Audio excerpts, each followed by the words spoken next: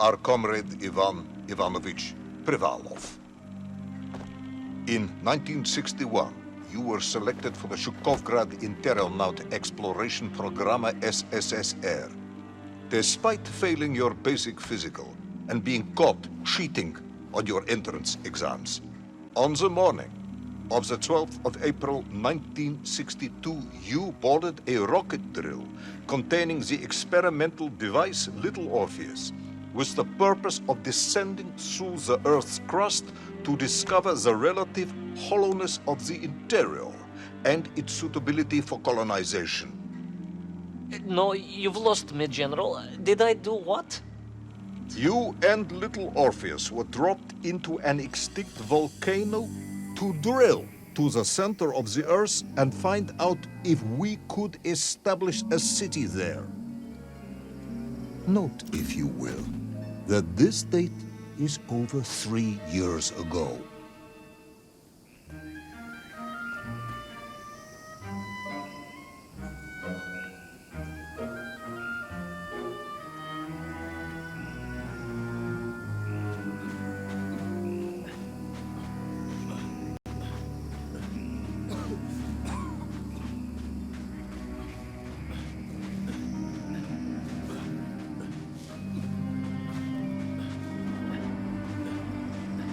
Ivan Ivanovich, can you describe Little Orpheus to me?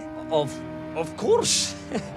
It was large and round and had something of a disagreeable smell. I was referring to its technical specification. Well, General, I am no man of science, but it had this radio thing that I was supposed to use to let the surface know I had arrived, and some sort of battery wrapped in this lead box. But I was told to not touch anything under any circumstances, and I did notice the engineers who worked on it were quite a shifty bunch.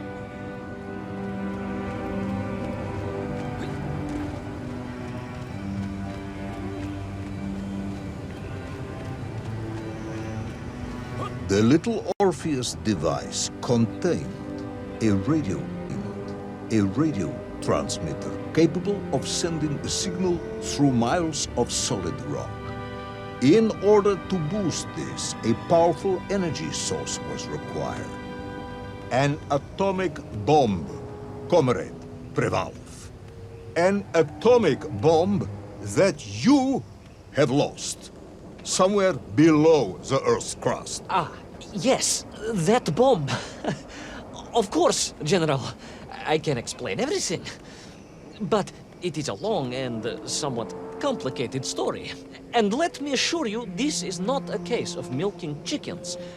But you won't understand where your bomb and Little Orpheus has ended up unless I start at the very beginning and you let me tell you where I've been for the last 3 years.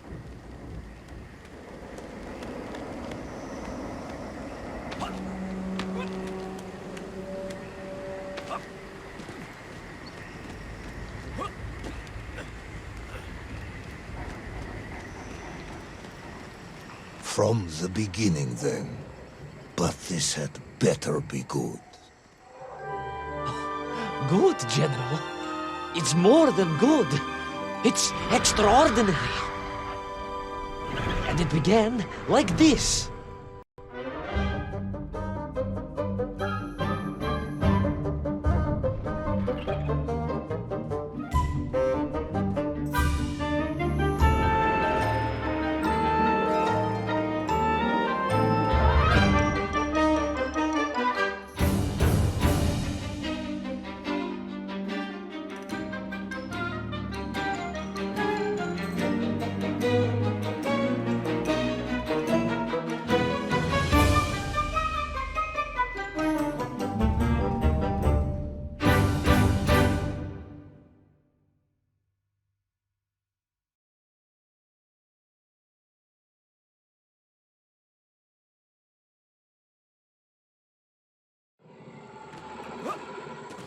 An extraordinary sight.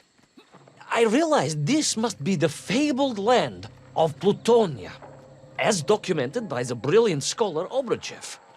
A trail of destruction, carved by the rocket drill, led down into the wild and mysterious jungle. The rocket drill itself must have snapped in half somewhere below Kamchatka, and little Orpheus bounced out and became lost in that prehistoric forest. If I was ever to get home, my mission was clear: to find little Orpheus.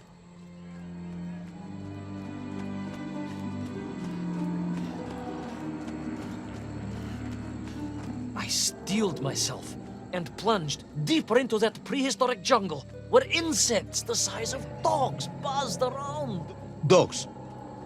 What sort of dogs? I beg your pardon, General? Large dogs or small dogs? Big like an ovcharka or small like a barlonka? Does it really matter? Of course. Detail is all important. Ovcharka then, General. The size of an ovcharka. I find that very hard to believe. Would you find it easier if they were the size of a balanka? No. But I am enjoying your attempts to persuade me.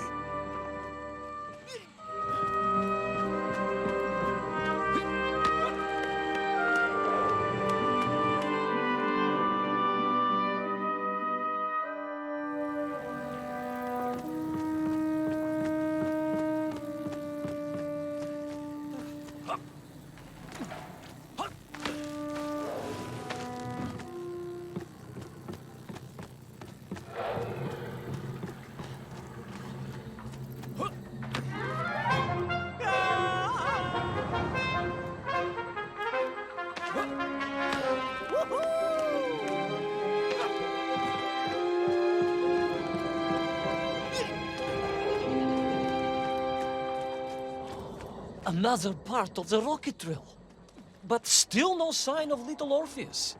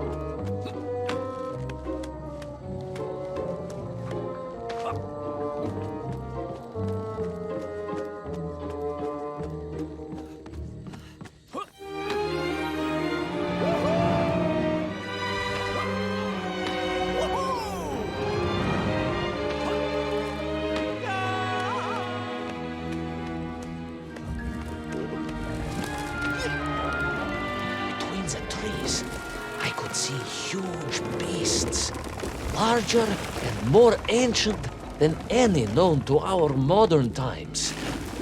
Could it be that Obrachev was right? And deep below the Earth's surface, prehistoric monsters still roam freely? Yes, but little Orpheus.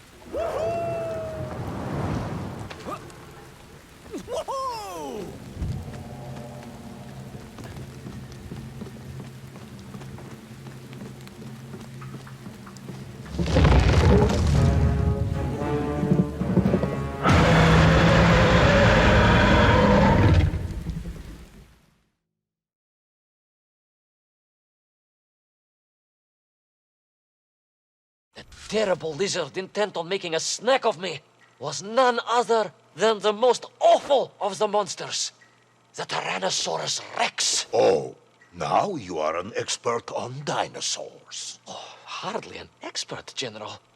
Just educated by the best schools in the world, like all good socialists. And I remembered one crucial thing. I'm listening. Well, Its greed is without bottom. Its hunger is ferocious. But its brain is absolutely tiny. So it can roar and roar as much as it likes, but it will never be a match for the sharpened mind of the good Soviet worker. All I needed was a plan to outwit the monster.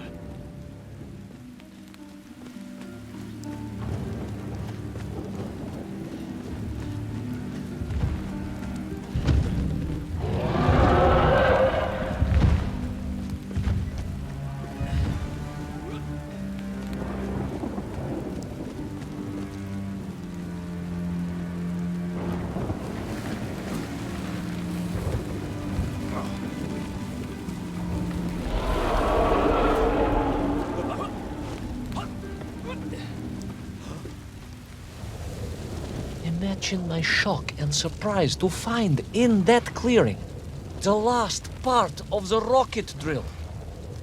More shocking was the fact it had been ransacked. Someone had made off with the tools, the weapons, the rations, and the spare parts for the Progviev. I began to suspect foul play. Perhaps little Orpheus was not lost at all, but stolen. All I could do was follow the trail further into Plutonia.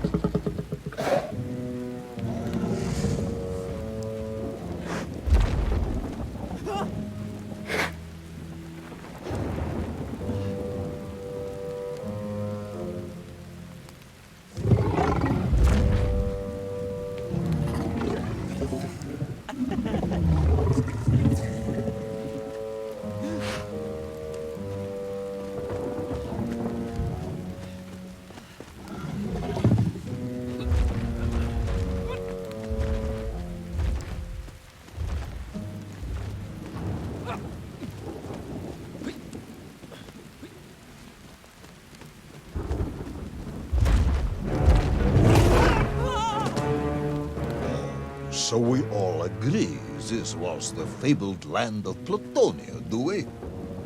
I don't remember accepting that.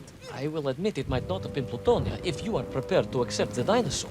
This isn't a negotiation, Iván Ivанович. General, you can disagree all you like, but there's very little you can do to persuade me it wasn't a dinosaur. I might not be able to persuade you, but I can always have you shot.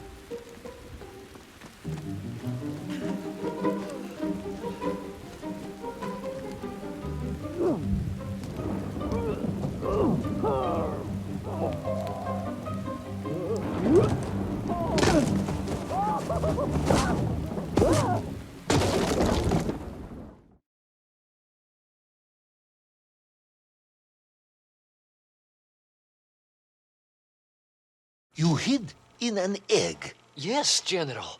I hid in an egg. I am glad to hear your military training was not wasted. If only I had a single legion of men as brave and ingenious as you, with only 100 men equipped with eggs to hide in, we could roll across Europe in a day. General, are you mocking me? You are as sharp as you are brave, tоварищ.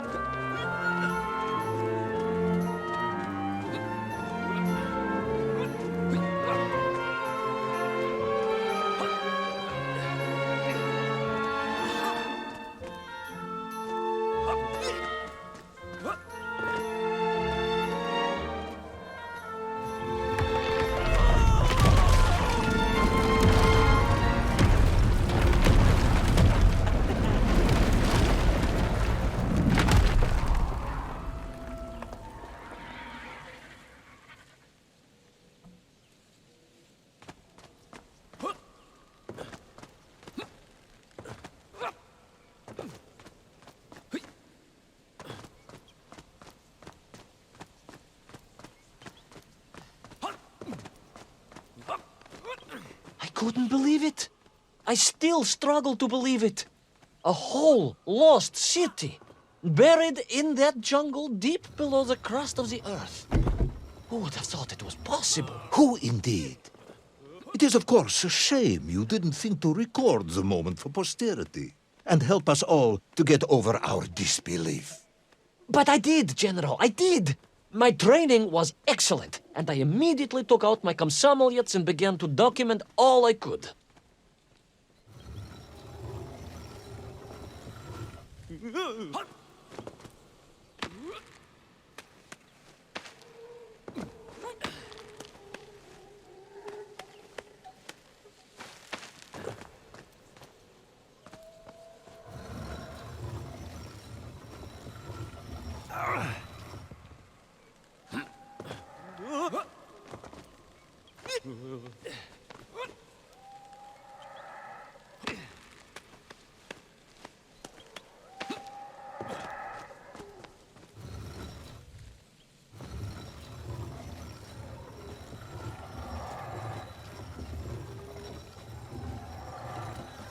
So, where is this camera now, then?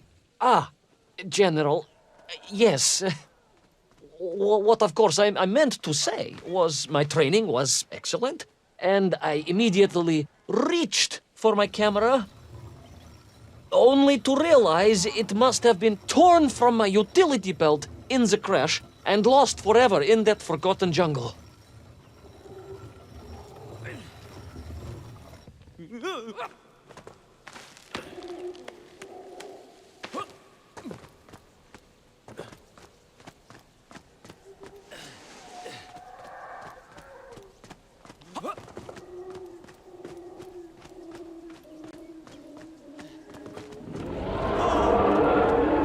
Horrendous beast had returned and was hungrier than ever. Perhaps it was angry it had been fooled by an egg-wearing idiot. That is unkind, General. It may have been small of brain, but it was grand of stature. Whereas you, Ivan Ivanovich, are lacking in both departments. Presuming there were no more eggs to hide in, did you have a new plan? I did, General. Please, do tell me, what was this brilliant plan? I ran like hell, General.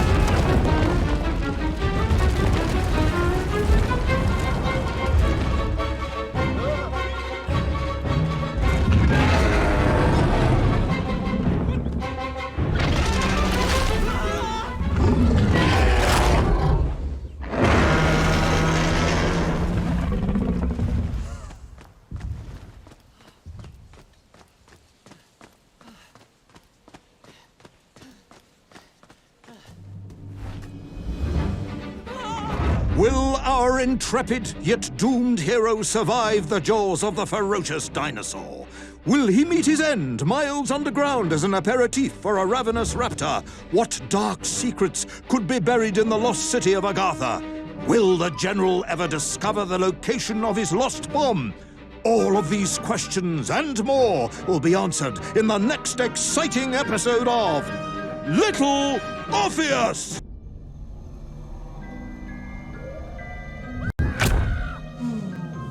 What luck!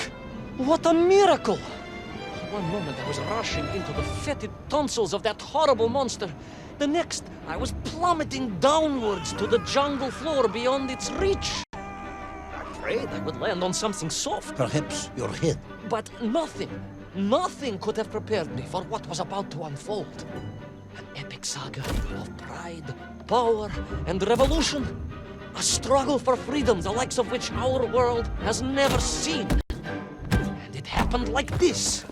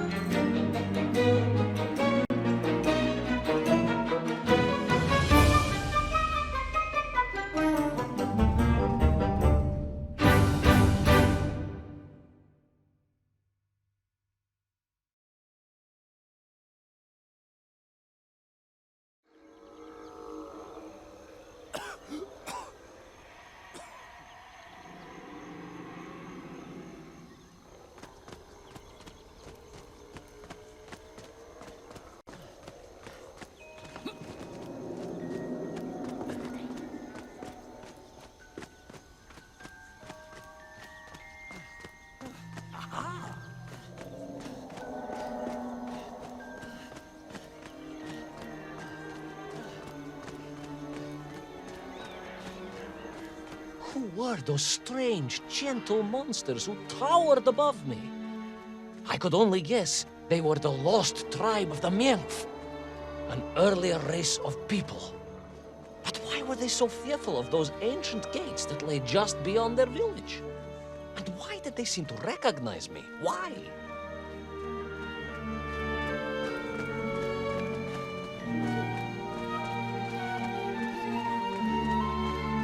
Yes, I'm also wondering why. No, a как же, General? Who was I to question such things? Trapped as I was deep underground.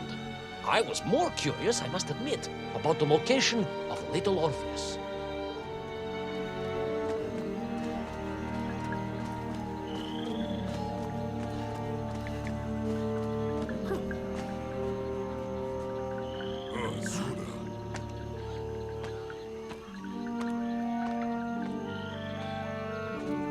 You talk of a great city, a mighty power.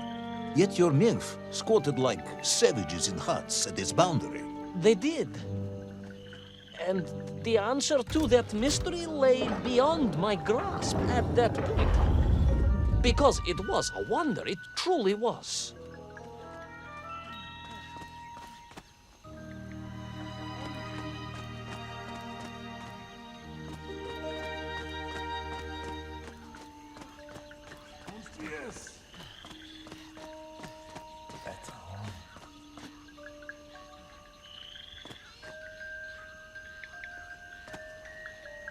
Orpheus!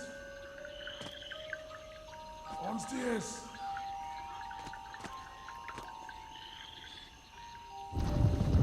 Orpheus!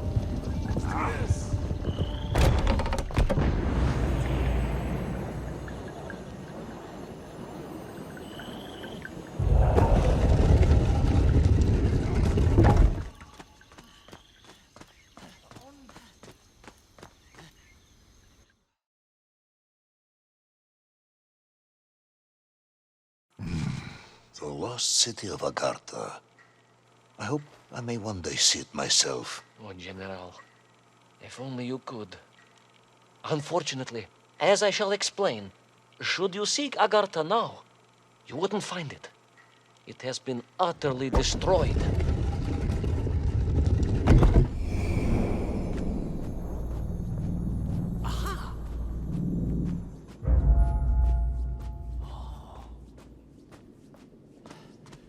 Utterly destroyed? Utterly, General, a tragic loss. A convenient loss. I imagine archaeologists weeping as I tell you. But most importantly, before we continue, you must understand one crucial fact about its destruction. Which is? It wasn't my fault.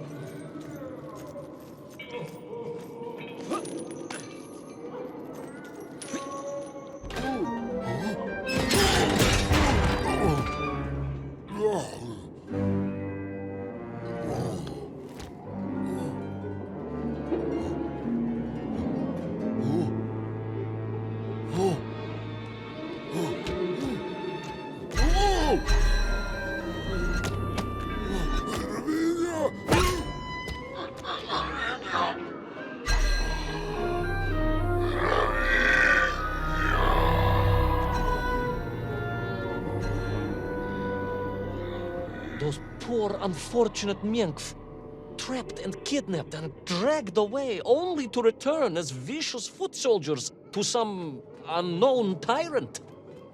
And yet, there was something familiar about the shtukovna they were forced to wear on their heads. which I was sure were being used to control and enslave them. And what was that? General, it curiously resembled the radio sets I used to tinker with as a child. Radio sets. It was very curious. It was very curious. It was extremely curious.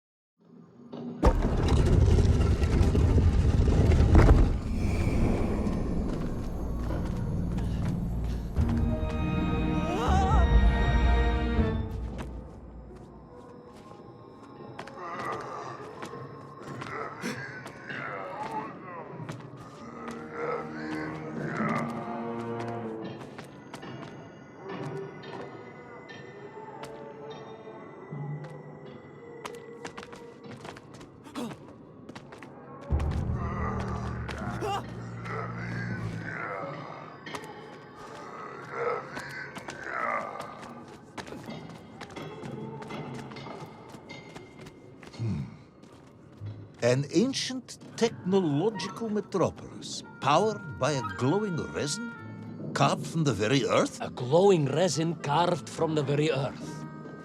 Do you see, General? I fear you are about to enlighten me.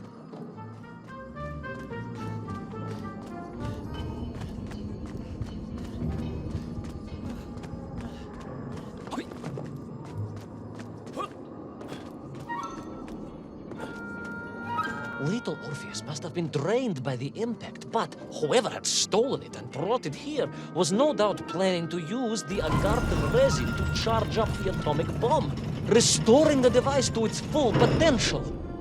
What sort of man would come up with such a monstrously reckless scheme? Perhaps the type of man who has such limited understanding of atomic energy that he thinks an ancient metropolis can be powered by shiny marbles.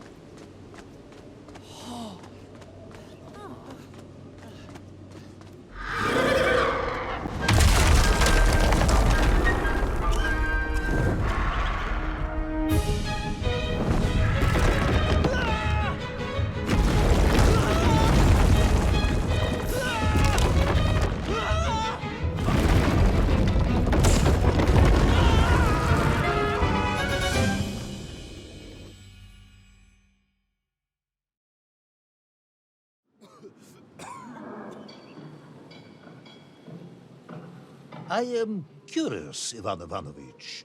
You talk and talk about this great subterranean city. Yet what you describe sounds strangely familiar. It does in some way bear an uncanny resemblance to the glorious architecture of Comrade Alexei Dushkin. Wouldn't you agree? Нет, General. I have never heard of this great tоварищ Dushkin or his works. Interesting. Because you were photographed on the steps of his marvelous Vysotka na Krasnich Varotach, shaking hands with the Glavny Constructor. That was the chief designer? The sweaty little fat man with the bad hearing? Mind your mouth, Ivan Ivanovich. And don't think you can distract me by slandering one of the great visionaries of our time. Without him, neither of us would be sitting here now. Must remember to thank him for that, General.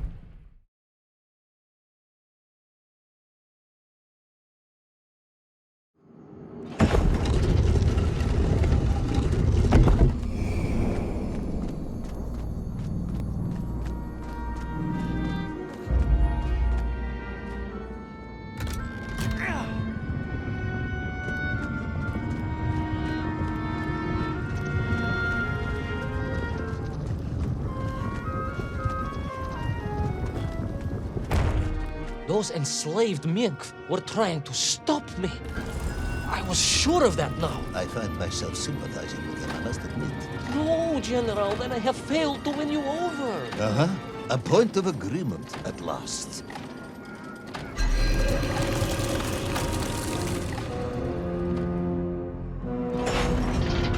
Those enslaved mink were trying to stop me. I was sure of that now. I find myself sympathizing with them, I must admit. No, General, then I have failed to win you over. Uh-huh. A point of agreement at last.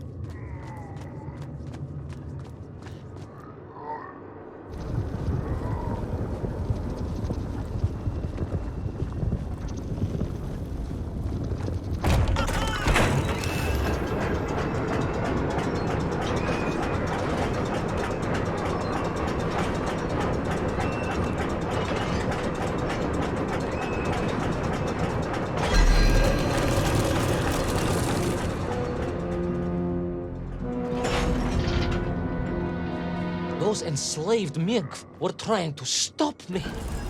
I was sure of that now. I find myself sympathizing with them, I must admit. No, General, then I have failed to win you over. Uh-huh. A point of agreement at last.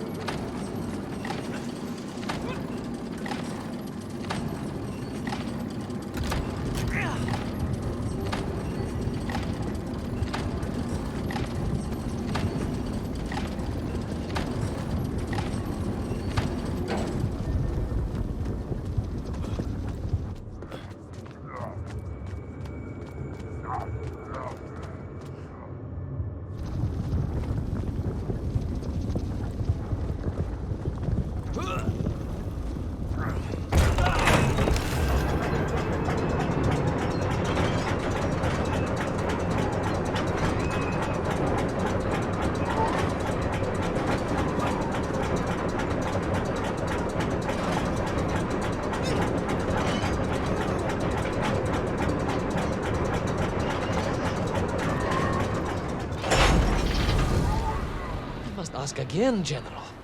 Are you mocking me? That would be unprofessional, comrade. I will try harder to convince you then. It is, after all, a cautionary tale of unleashed tyranny. It is a cautionary tale of unleashed idiocy. But please, do continue.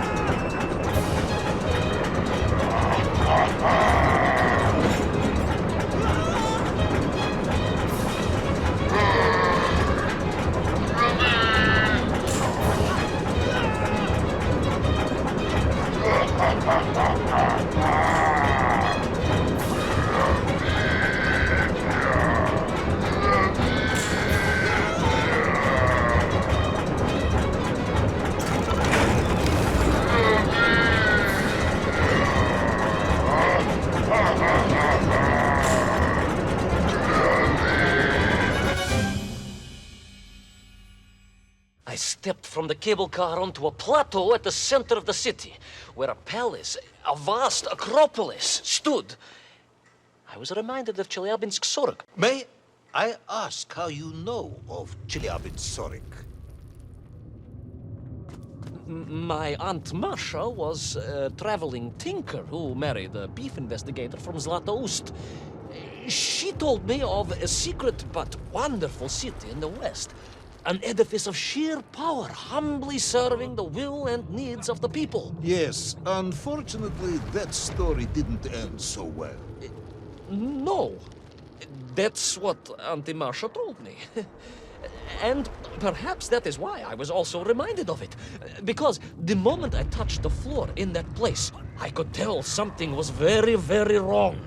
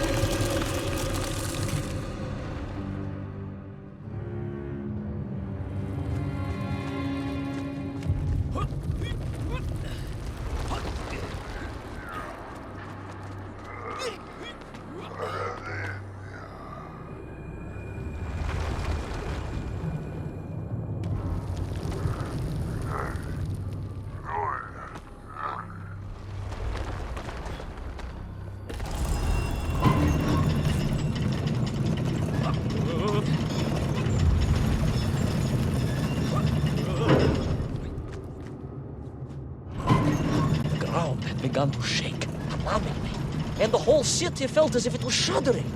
I could only imagine what I would find at the heart of the vast temple. If it isn't a giant glowing marble, I'm going to be very disappointed.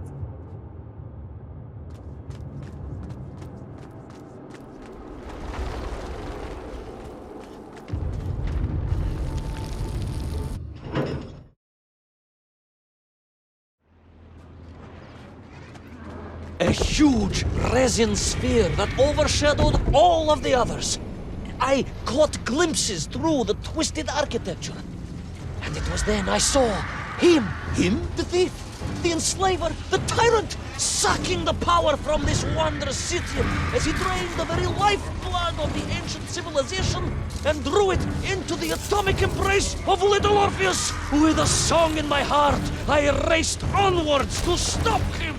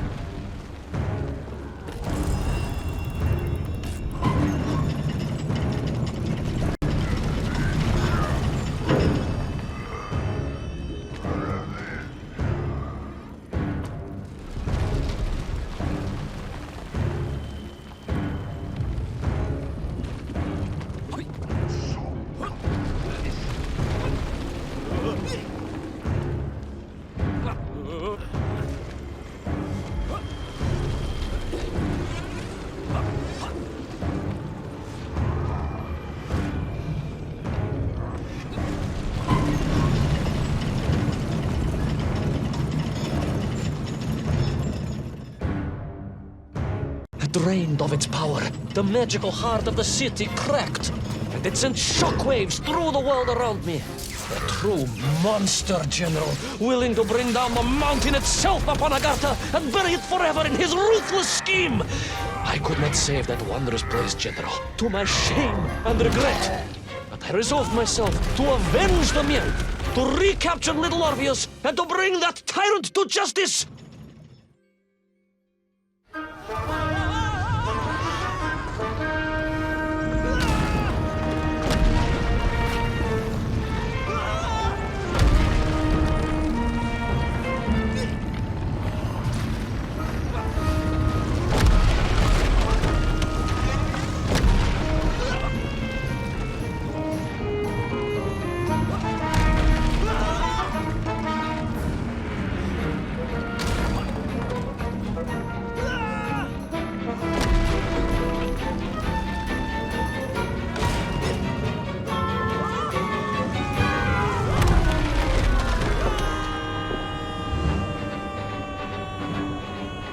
Will our plucky yet careless hero fall forever through those unknown skies? Will he discover the identity of the brutal thief commanding the army of the Menkf?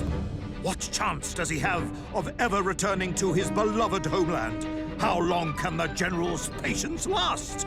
All of these questions and more will definitely be answered in the next exciting episode of Little Orpheus! I plummeted down through that weird sky towards a great turbulent ocean that roared and swelled. A ferocious sea that offered no hope of survival. I thought of home and wept, unaware that in an instant my fortunes would be changed by an event so bizarre I almost hesitate to tell you. And it happened like this.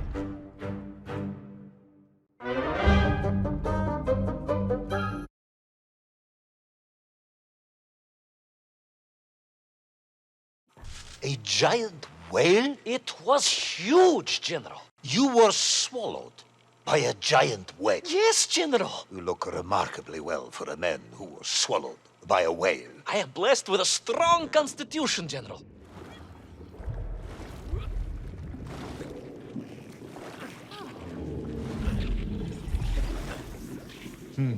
And I assume you are now going to tell me how you managed to escape from the belly of this giant whale. Naturally, General. And I must say, it really was a fascinating glimpse into the interior life of one of our world's most magnificent beasts.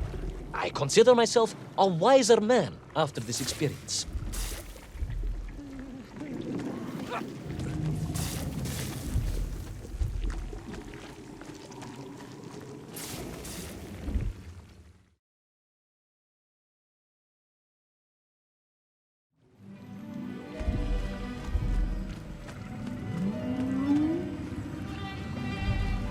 It was an extraordinary place, General.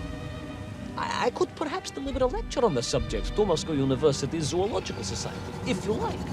I only want to help. The Moscow University Zoological Society has, I suspect, better things to do than listen to the ramblings of a man who claims he was swallowed by a whale.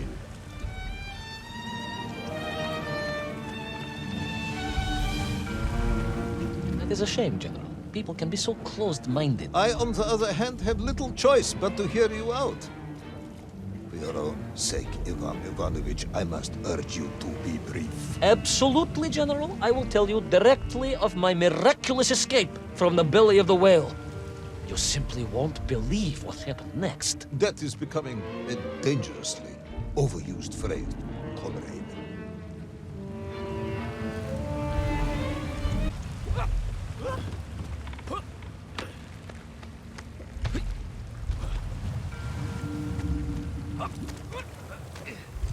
And so I found myself deep within the whale's organs. A strangely beautiful place. A sort of fleshy wonderland. And so I found myself deep within the whale's organs. A strangely beautiful place. A sort of fleshy wonderland. A glade of polyps and globules. A landscape as awe-inspiring in its way as the forests and mountains of Altai. Oh, General, that I yearned and longed for, and only hoped, as I hope now, that I might one day see again. I think we're all longing for home at this point. Oh, with warm slippers, a mug of steaming Spitzel, and a roaring fire. Not far from home, trapped inside a monstrous fish with only the strange and evil-looking worms that infested its gut for company. With only one's dedication to one's country and mission to keep one from falling into despair. But no, General, I could not. I had to escape, to find little Orpheus and my way back to the surface and home.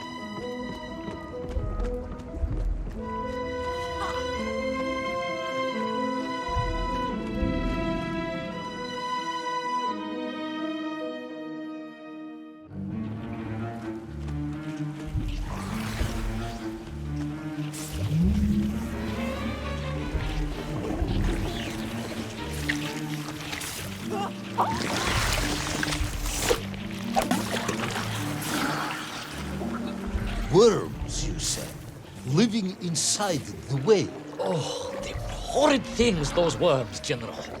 And most unwelcome, I would say. Parasites. Just how rampant their infestation was, nor of the tremendous sizes they could grow to. At that point, my thoughts were only of escape. And I had a plan. Yes, I'm sure you did.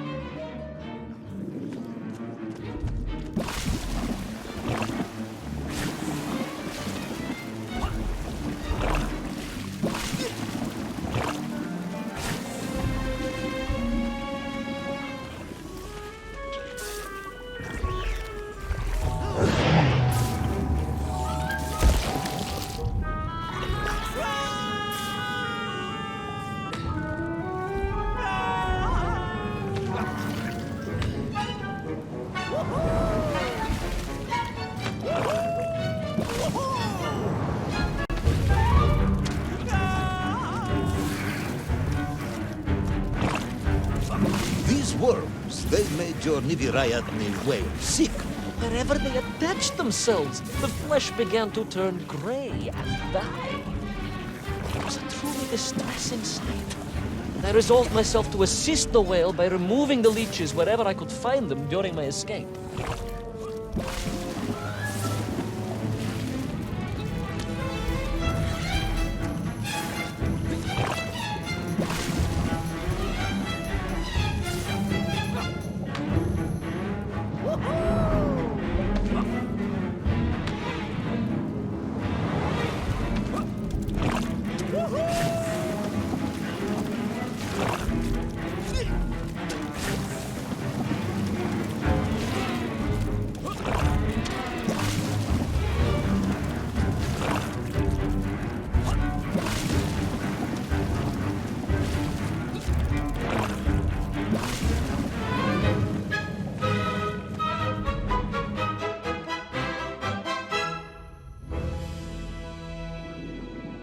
In my mind, it was a simple plan, General. I would climb up through the whale's throat, into its mouth, then wait until it opened it to feed, and swim out. Ah, yes. Brilliant, Ivan Ivanovich. Only one or two minor flaws with it. For example, did it not occur to you that the whale will likely be deep underwater when it ate? Bravo, General. But I am a strong swimmer. As a child, my parents would take us to holiday near Irkutsk, where we took constitutionals in the waters of Lake Baikal. In fact, my mother often called me her Маленький Морской Котик.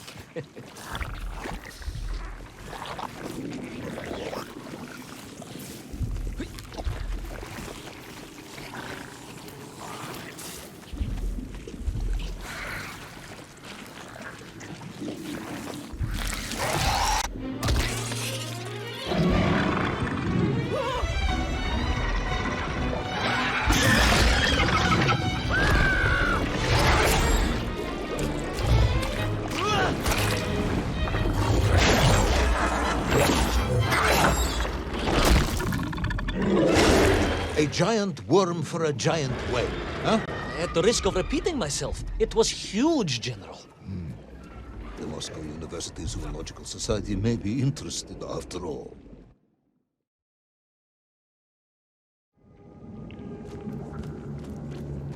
Let us take a moment, Ivan Ivanovich.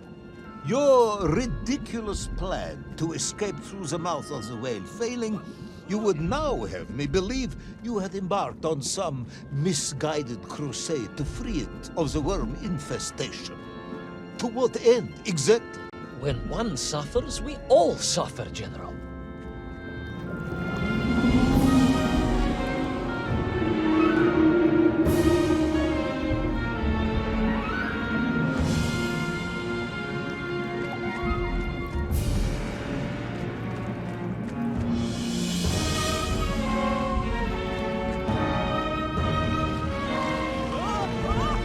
Your ideological commitment is admirable, comrade, but... I concluded that if I could find the root of the infestation and neutralize it, the whale could mount a spirited counterattack against the worms.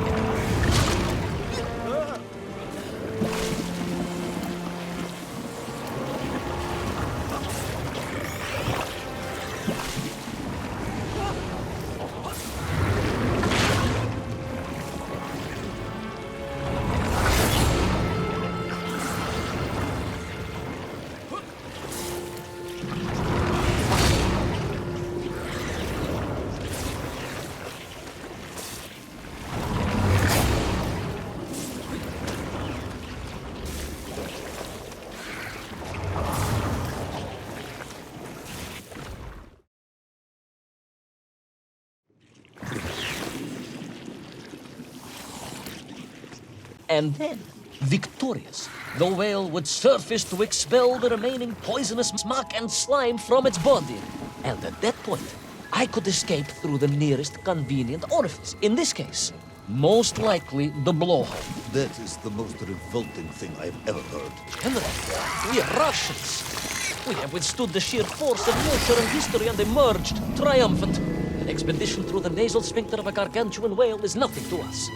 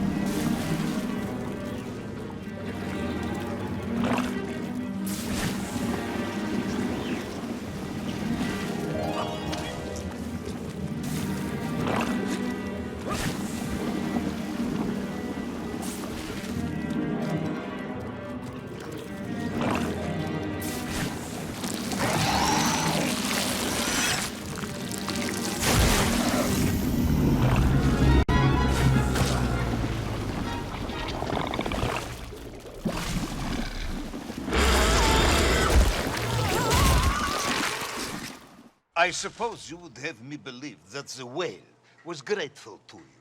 Oh, well, General, that would be presumptuous. I doubt it was even aware of my presence. But I had more immediate problems. For if the whale might have been relieved by my actions, the worms were enraged. Worms do... Furious. Worms Incandescent. do not feel... Violently indignant. emotions. Demented, General. Deranged. Enough!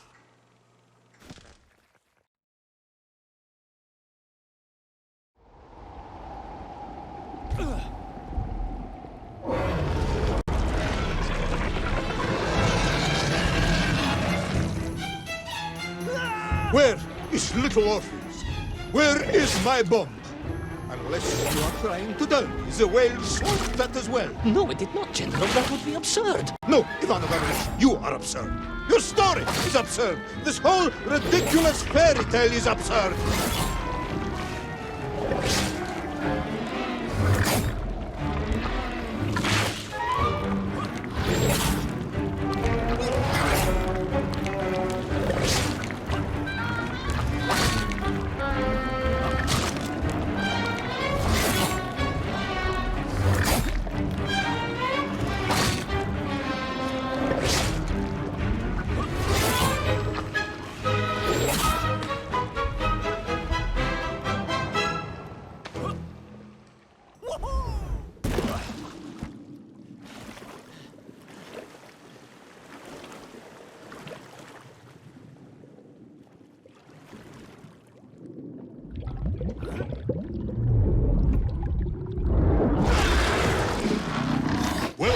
brave yet foolhardy hero escape the furious worm? Will he be doomed to spend his days trapped in the innards of a bad-tempered cetacean? Where is the whale swimming to in such a rush? And what will it do when it gets there? Is the general about to lose his temper and order the cosmonaut shot? All of these questions and more must surely be answered in the next exciting episode of Little Orpheus!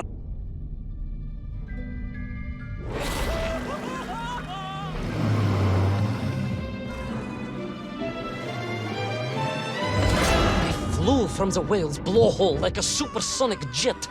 And below me, the ocean became a sheltered bay studded with wild shapes. You will be amazed as my epic journey unfolds. For here, it was about to take a most unexpected turn. And it happened like this.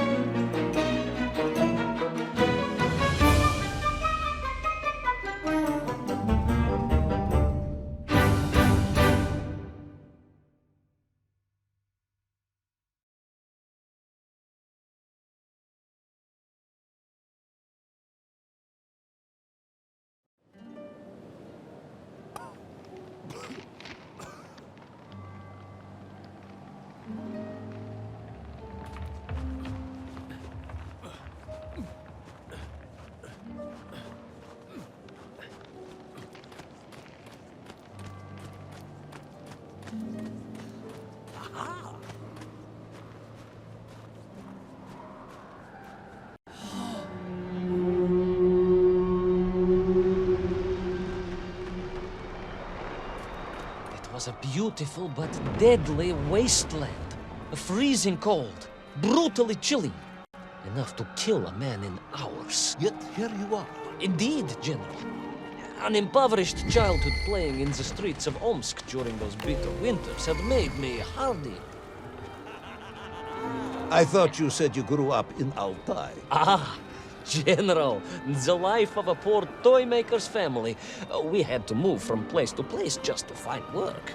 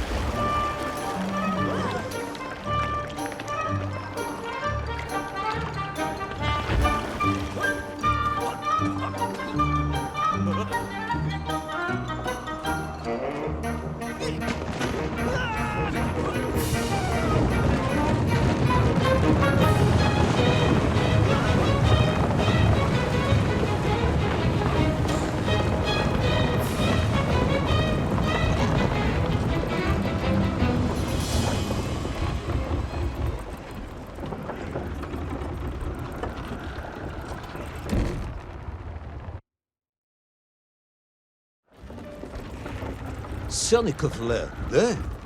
Of course, Sonikov himself reported nothing more than a bluish fog on the horizon. Your island may be nothing more than the product of overactive imaginations. General, consider this. Imagine taking a simple peasant, a pig shepherd, for example, and telling him one day humans would fly around the earth beyond the sky. He would say you were stark, raving mad, saldaphone, a ridiculous kazjol baradati, a buffoon stuffed into a military uniform, a pridurok, a чучело тупорылое. This peasant of yours had better watch his mouth if he doesn't want to spend his holidays in Sovetski. Perhaps you should return to your story.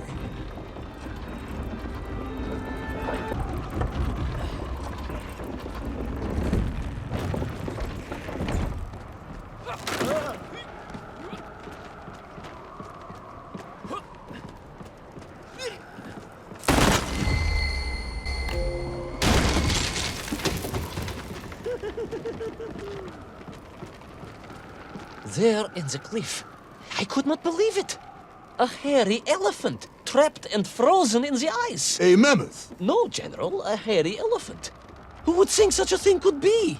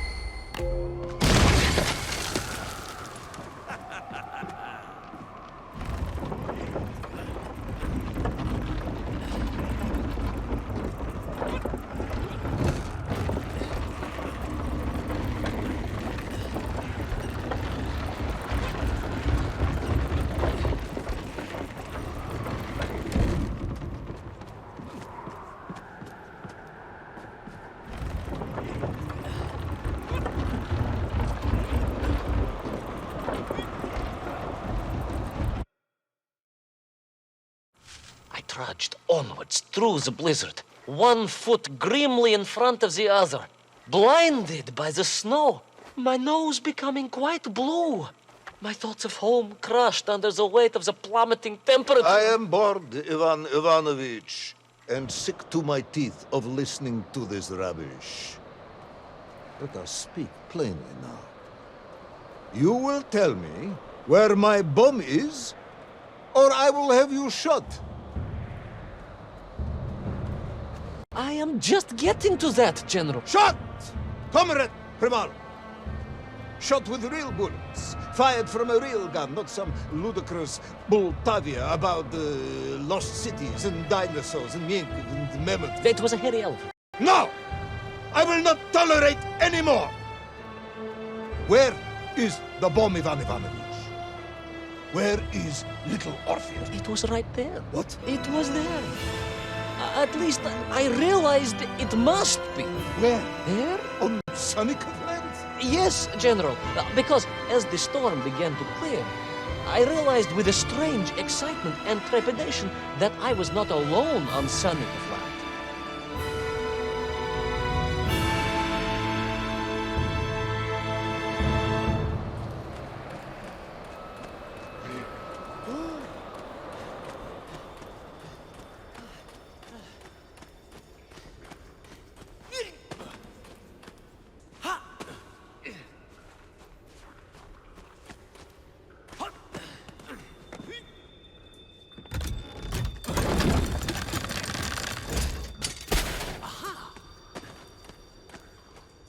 Wait.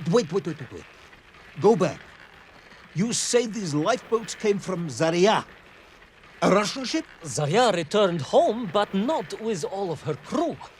And here were the missing lifeboats, trapped in the ice for all of these years.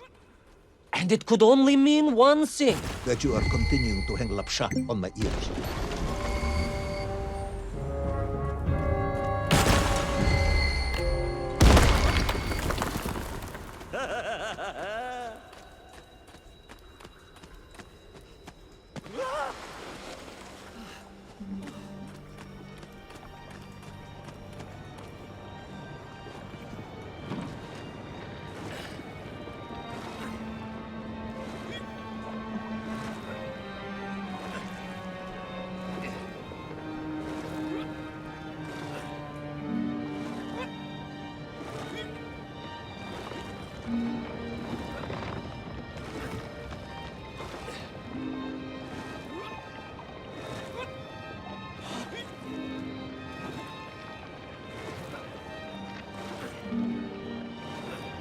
Baron Edward von Toll. Of course, I remember reading about his tragic expedition at school. We were taught he had died a hero's death out on the icy wastes, searching for Sonicov land. Yet what if, in doing so, he had sailed accidentally into the interior, deep below the crust of the world? A fellow citizen of the surface. I had to try and find him.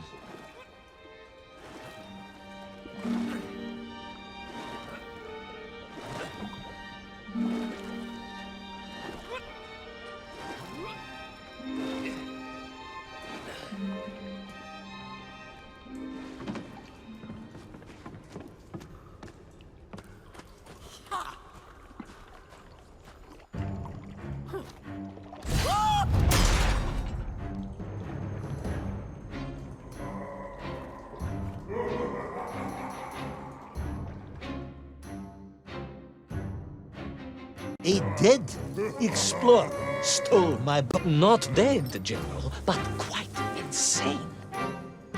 Perhaps it was the loss of the arm or the leg, or the long years in isolation.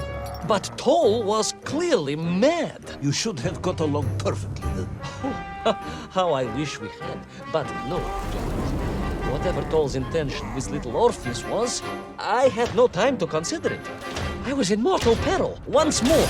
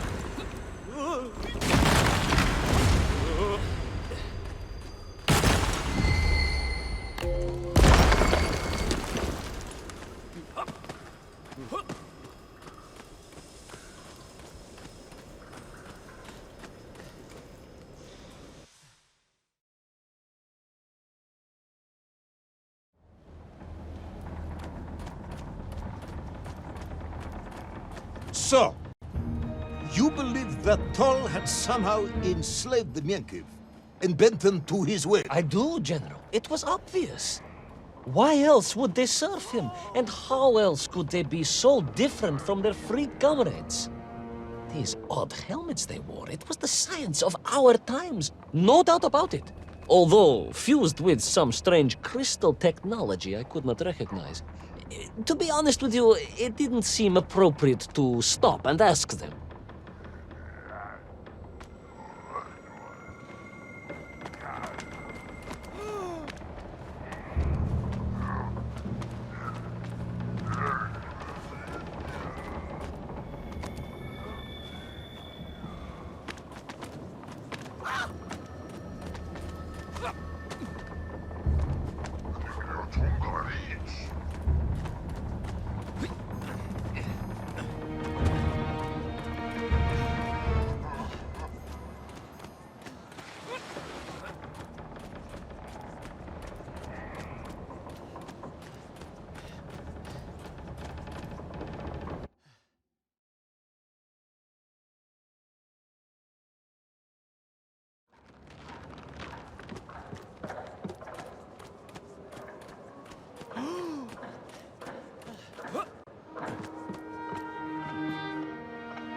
This Tol, you say he was an explorer?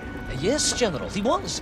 He vanished some 60 years ago. I remember the story well. And you say he stole little Orpheus? To get home, General, to get home. I think he must have thought he could use the atomic bomb to blast his way back to the surface.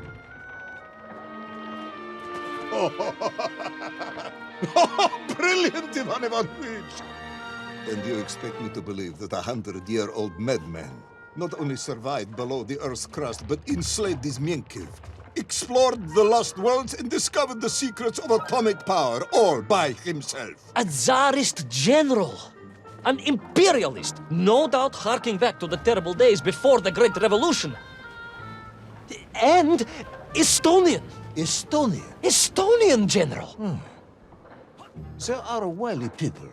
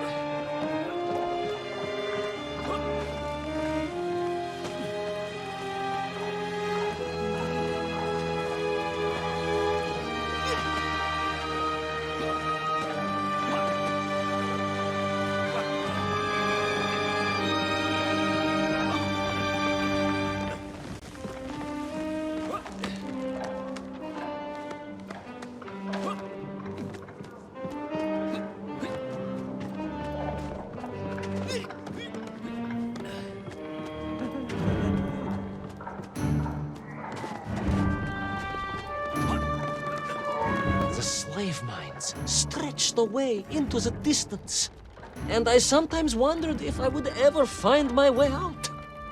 But I never gave up, General. Of course you didn't. You are a hero, Ivan Ivановich. No, General, no, I am no hero. I am a simple toy maker's son from Tomsk. Omsk? General? Omsk. You said Tomsk. I said Omsk. You said Tomsk. General, I think I am well aware of the city of my birth. Perhaps all the moving around as a child confused you.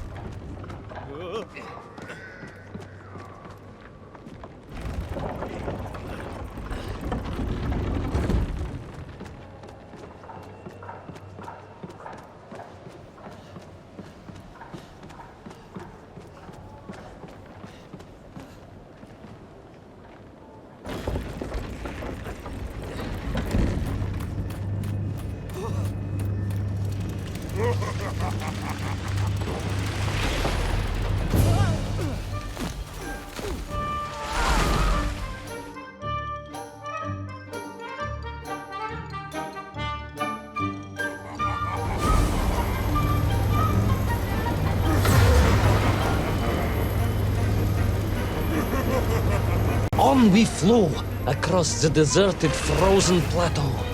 I was single-minded in my pursuit, dogged in my determination. I would take back little Orpheus and prevent Toll from detonating the bomb. You are... I would take back little Orpheus and prevent Toll from detonating the bomb.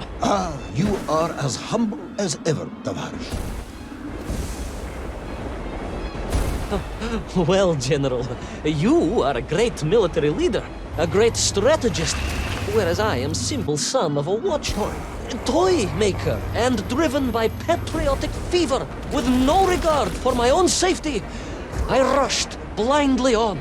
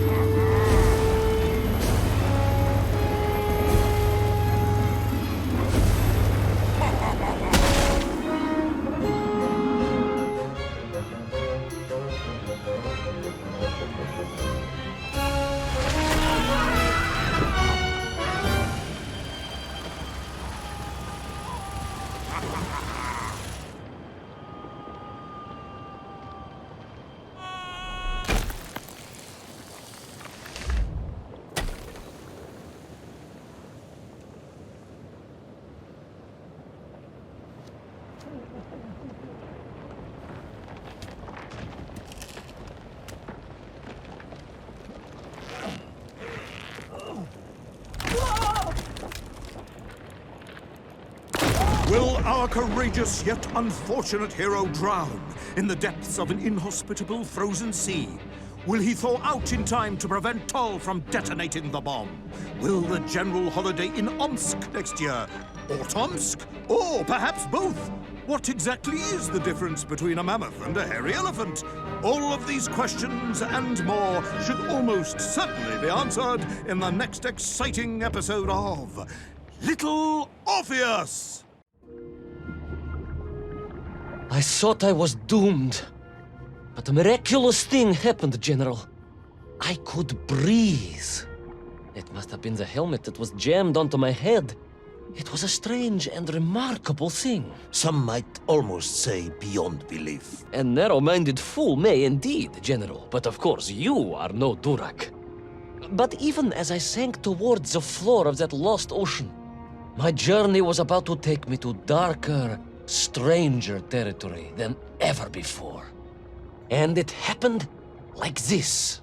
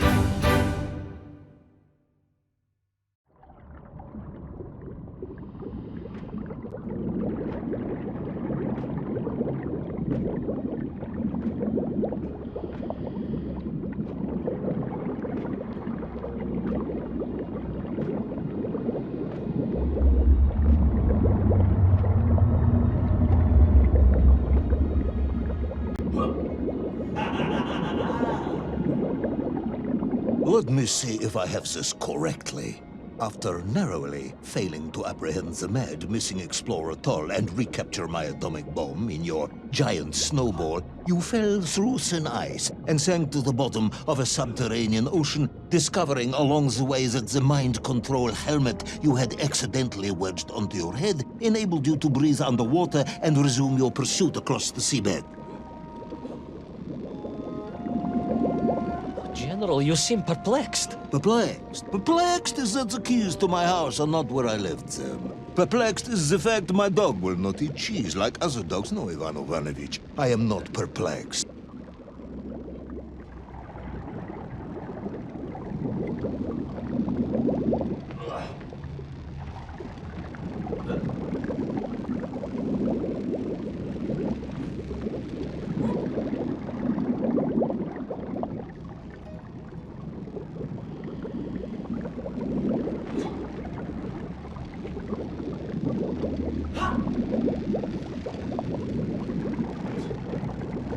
Intrigued, then, perhaps? I'm not sure intrigued is the correct term either. Enraged at being taken for a simpleton? Now that, perhaps, is a better way of describing my current state of mind.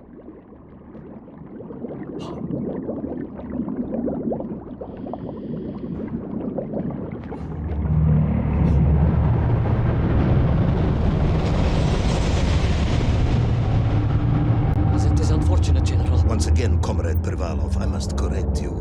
Unfortunate is losing one's car in a snowstorm. Unfortunate is booking opera tickets on your wife's birthday and getting the date wrong. Was she furious?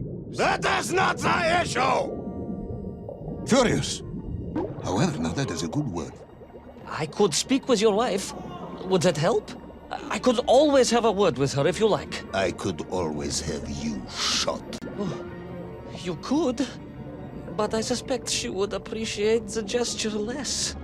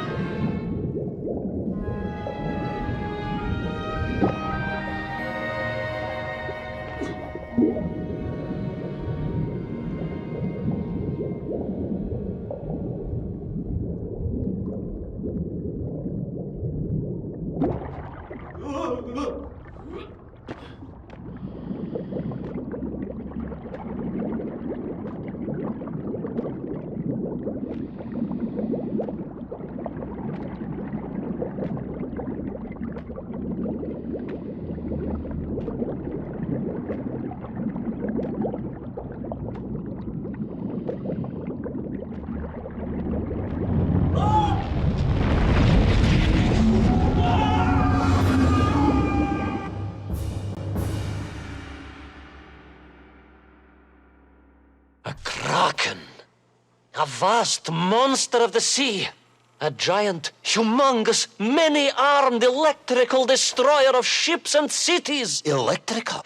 Electricity flowed along its horrible body, sparking and stunning all it touched, flowing like deadly rivers along its awful tentacles.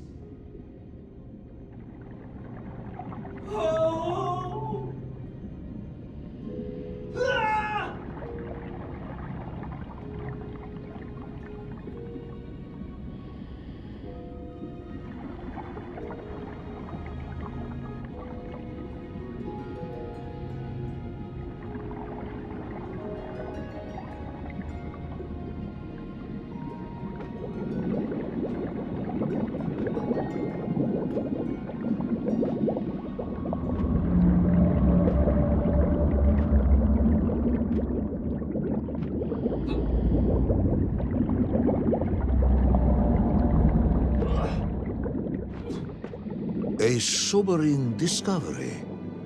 Are you suggesting that the vessel simply wandered off course and sank here? That seems unlikely even by your standards. No, General, I only wished that were true. The mighty ship showed terrible scars, signs of having been grappled and torn asunder by some huge and terrible adversary. It is indeed strange and curious. I am troubled by this discovery. Might you almost be perplexed, perhaps? Don't push your luck.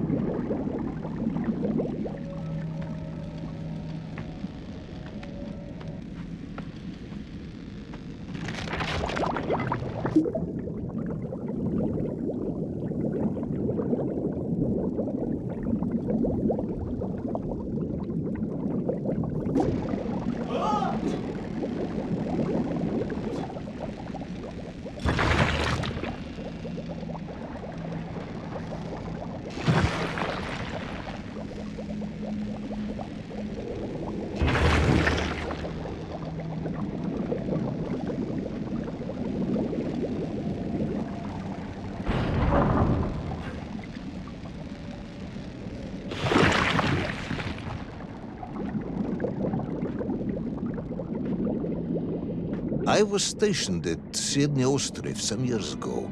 I am only too aware of how easy it is for the imagination to create monsters when one is exposed to lonely and dark places. My men required constant monitoring. Much like my cousin Pavel. He was also stationed at Ostrov? No, he required constant monitoring. He was a devil for stealing eggs.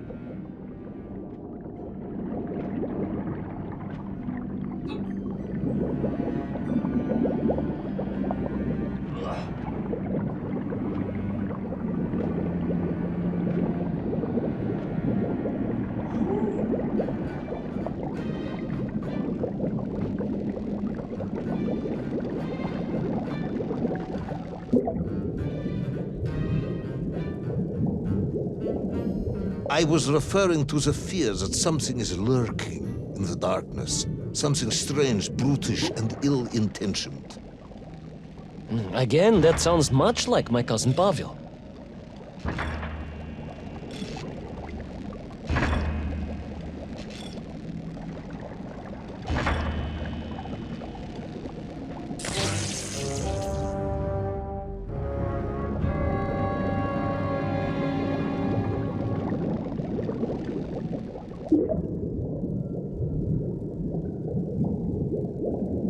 I was referring to the fear that something is lurking in the darkness. Something strange, brutish, and ill-intentioned. Again, that sounds much like my cousin Pavel.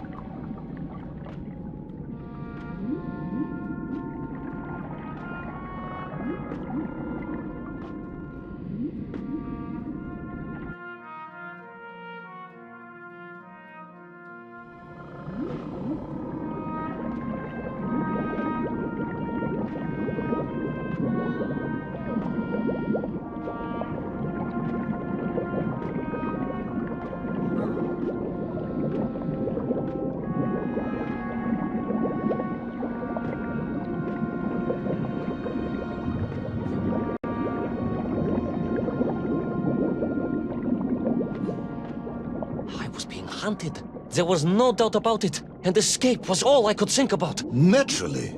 That and duty. Duty? Yes, General. After all, I had a bomb to recover from that villain Toll. How clever of you to remember that.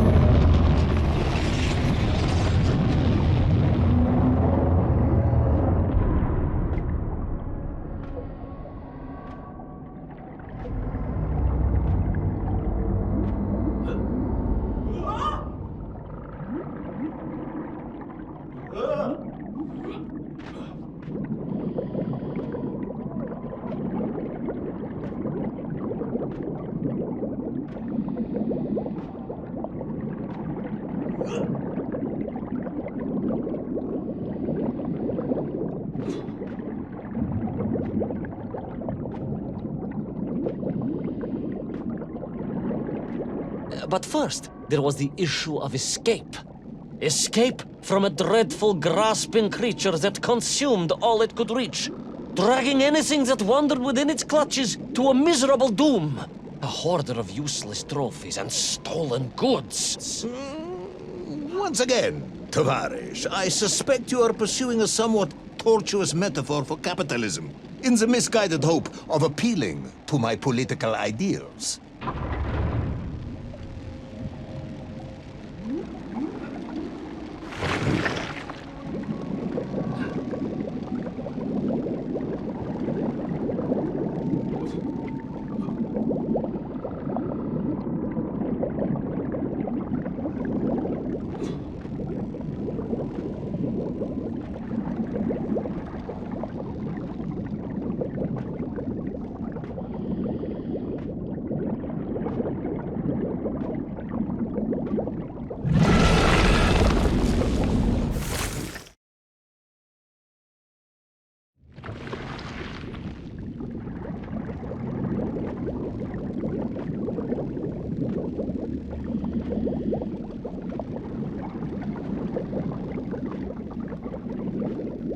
I was like a mouse, General. A little mouse being toyed with by a terrible cat.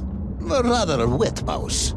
I was like a little underwater mouse. Being stalked by a giant rubbery electrical cat with 8 tentacles.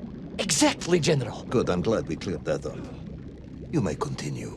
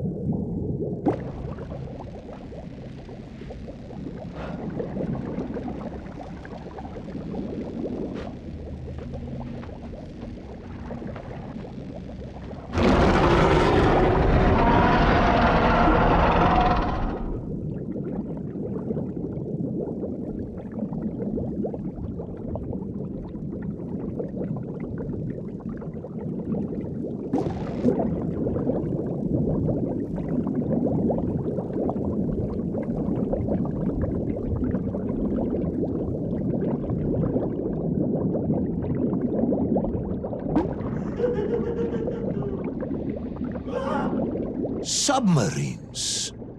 You didn't mention submarines before. Didn't I?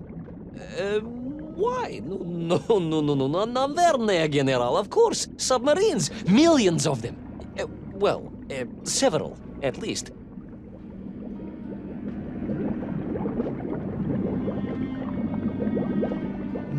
Any particular submarines? Did you see names? Numbers? General, have you lost a submarine? I am not at liberty to answer that question, as you well know. Well, General, losing one's car in a snowstorm is unfortunate, as you say. But to lose a whole submarine, that could be considered careless.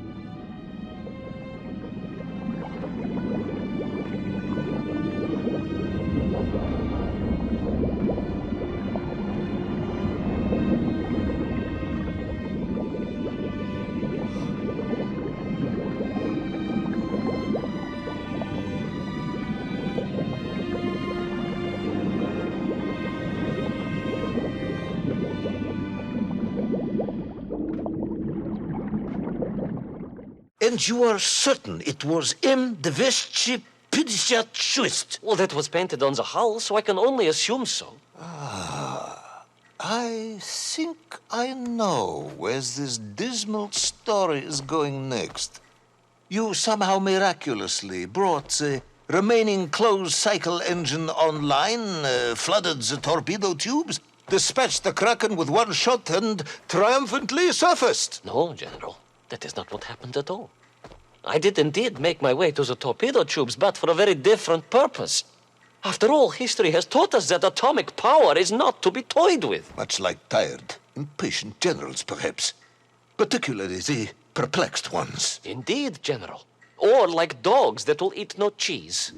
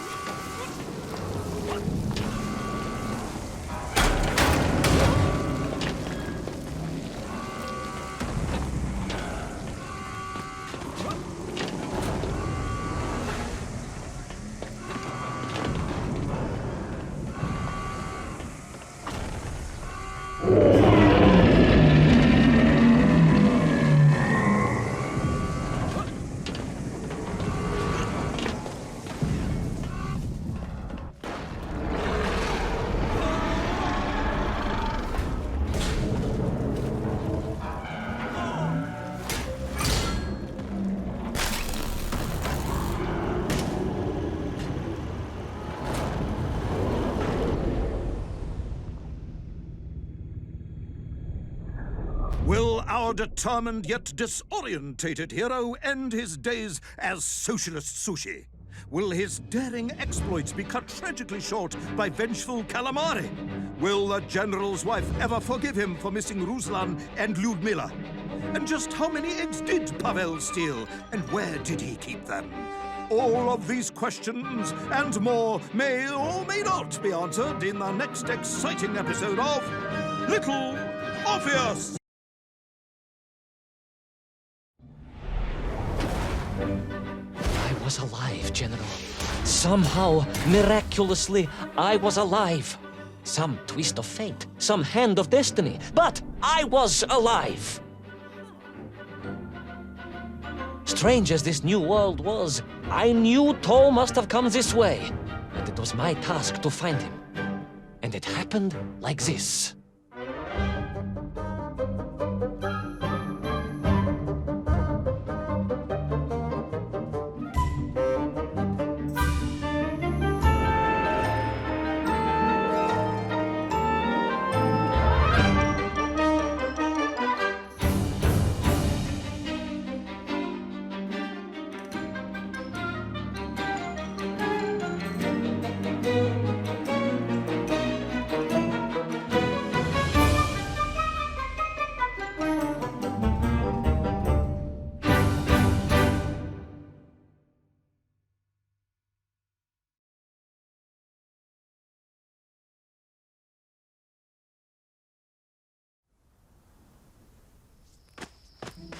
The sun beat down on me relentlessly. The heat was unbearable. I was exhausted. Yet I could not stop. I had to go on. For 7 weeks I trudged across the desert. On the second day... Please, comrade, if we may. I think we can skip the details, unless you consider them to be particularly relevant to the location of Little Orpheus. Of course, General. We will simply omit the tale of the singing chasm, the oasis of mirrors, the sightings of Toll's Mieng aloft on their pterodactyls carrying parts of my crashed rocket drill over the horizon to Lemuria. Wait, the what? Singing chasm? Not that bit, the rocket drill. Oh yes, General, the rocket drill. But what did Toll want with it? And why Lemuria? Lemuria? Lemuria, General. I am not familiar with this Lemuria, comrade. Well, that is because it does not exist, General. Or at least, so I thought.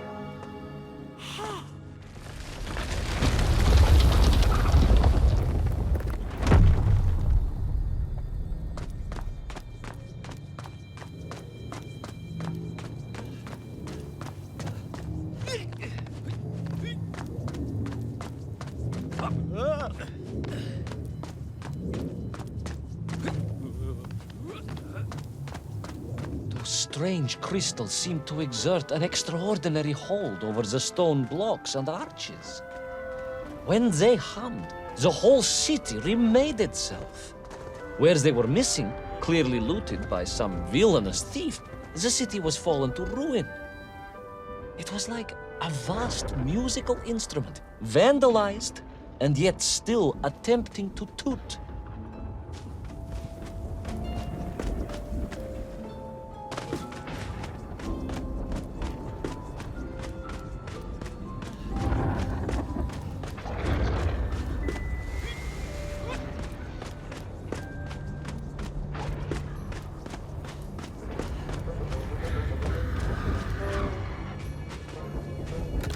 Fascinated and baffled in equal measure. If the whole department hadn't been arrested for sedition last week, I would happily convey it to their skeptical ears. Sedition, General? Really? That is unfortunate news indeed. I am joking, comrade.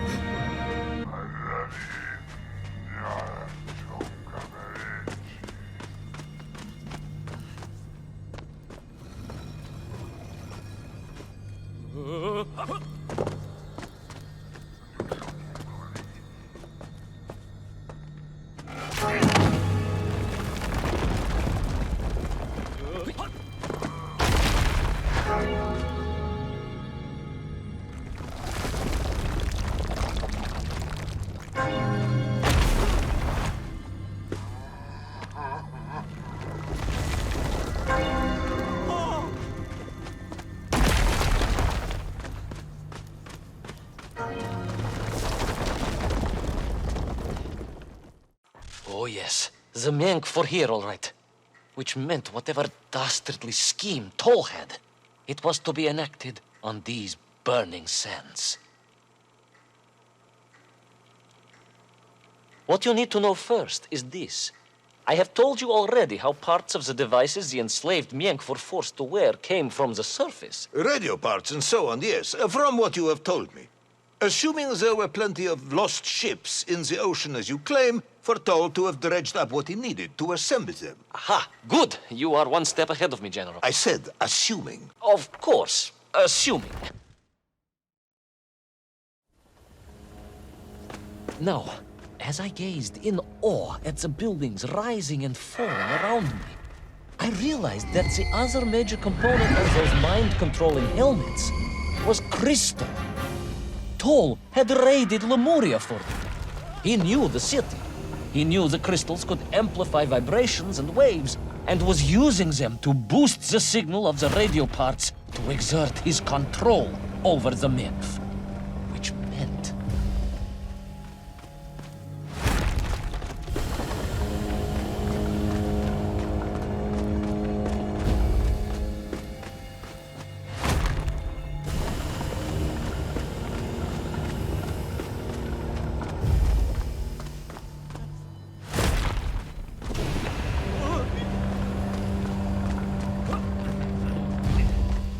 Yes? Imagine, General, what such amplification could achieve when fused to the finest atomic science our great Soviet civilization has produced.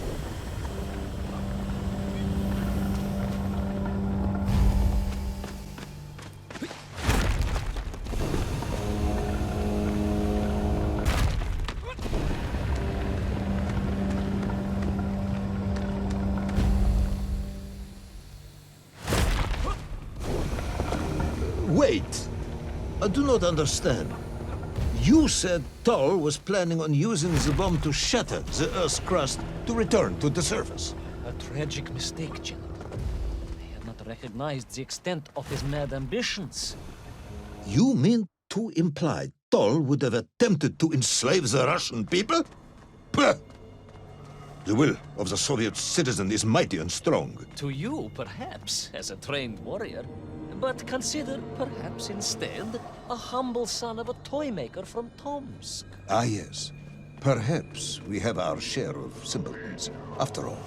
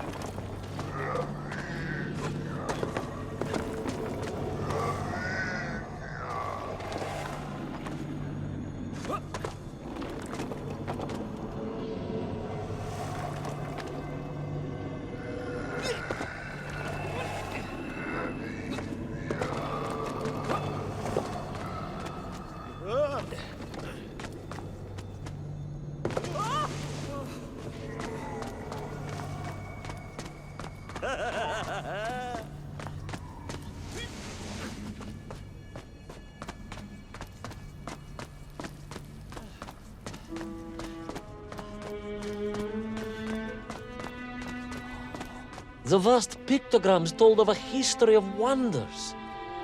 They seem to suggest the Lemurians were travelers from another world, where a mysterious clock seemed to stand. That is very mysterious. As mysterious as the location of little Orpheus, perhaps. Ah, yes, of course, General.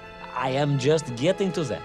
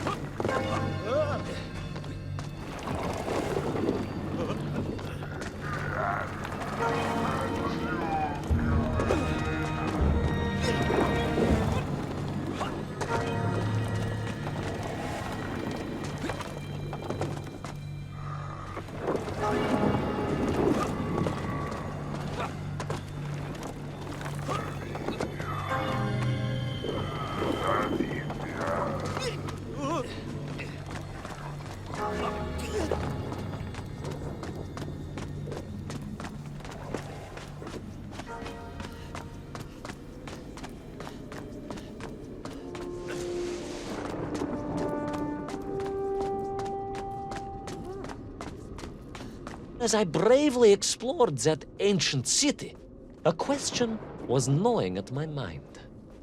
What did it mean that the Lemurians had foreseen the coming of Tol? And who was the man from above that was celebrated as the savior of the Menkf? It was almost as if they could read the future in their crystals.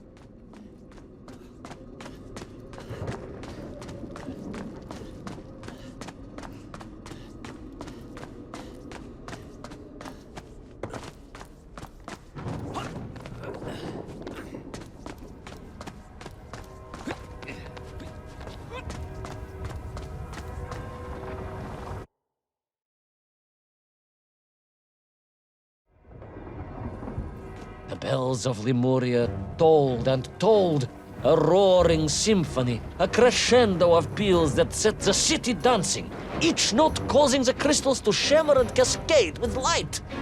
But the sandstorm was no natural phenomenon, and the bells did not ring for celebration.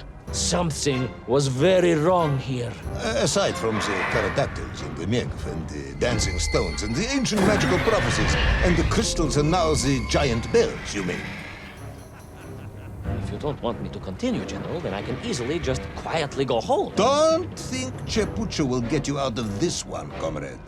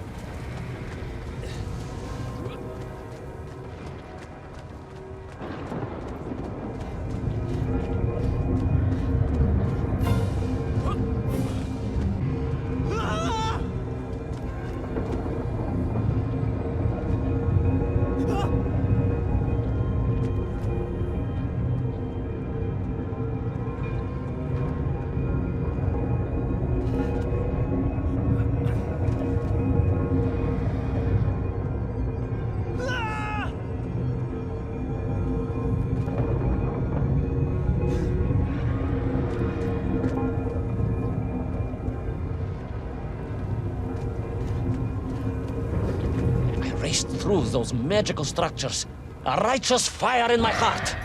I was like the Brinya Nikich, prepared to strike at the dragon who threatened my homeland. Your heroism is only surpassed by your modesty. On the contrary, General, I chose the Brinya carefully, like him. I raced through those magical structures, a righteous fire in my heart. I was like the Brinya Nikich, prepared to strike at the dragon who threatened my homeland. Your heroism is only surpassed by your modesty. On the contrary, General, I chose the Brinya carefully. Like him, I am a simple peasant. It was fate that chose me to descend to the Earth's core. It was General Komanin who chose you to descend to the Earth's core. But don't let that get in the way of your story. Well then, award General Polkovnik Kamanin the highest medal in the world. He already has several of those. I cannot take credit for his wisdom in sending me.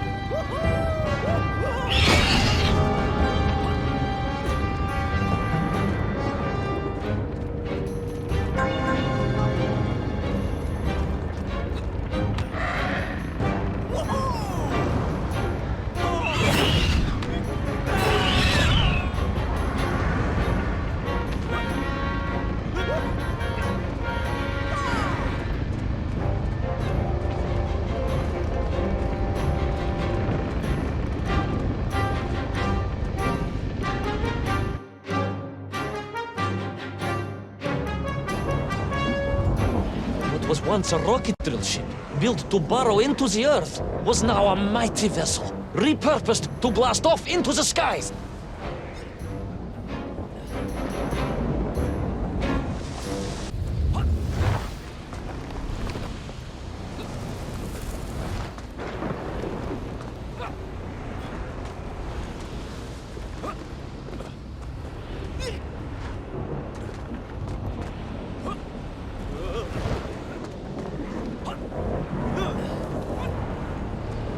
There was no doubt the toll was headed for the strange world with its clock.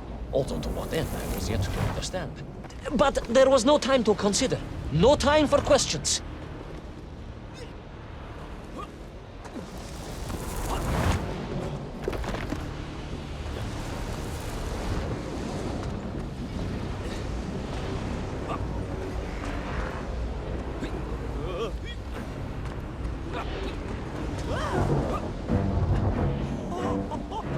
Paul was on the rocket. Little Orpheus was on the rocket. And wherever they were headed, I must head there too, to thwart his plans, recover my drill, and save the world!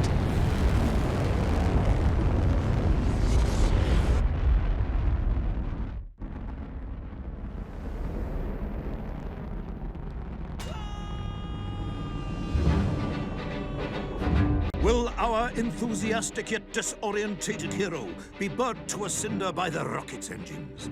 Will he be smashed into the rock that surely must be beyond the Lemurian skies? Does Nikolai Petrovich Kamenyan really need any more medals? What was the strange clock, and what could it all mean? All of these questions and more will be answered if you're extremely lucky in the next exciting episode of Little Orpheus!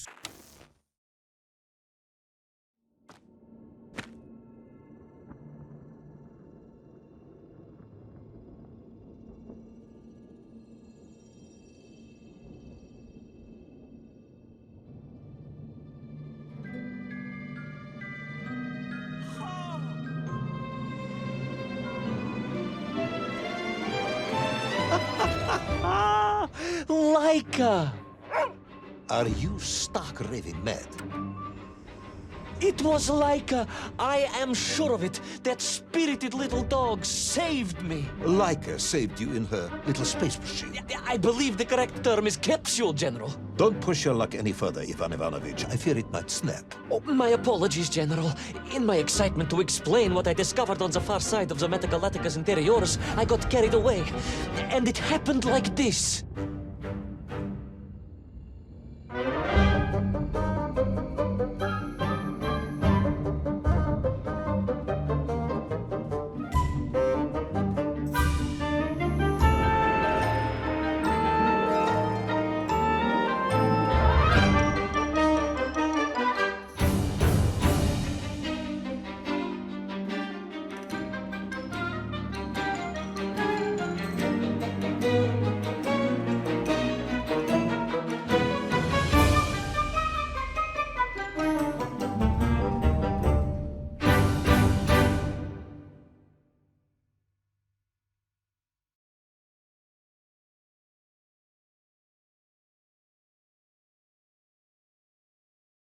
A rocky moon.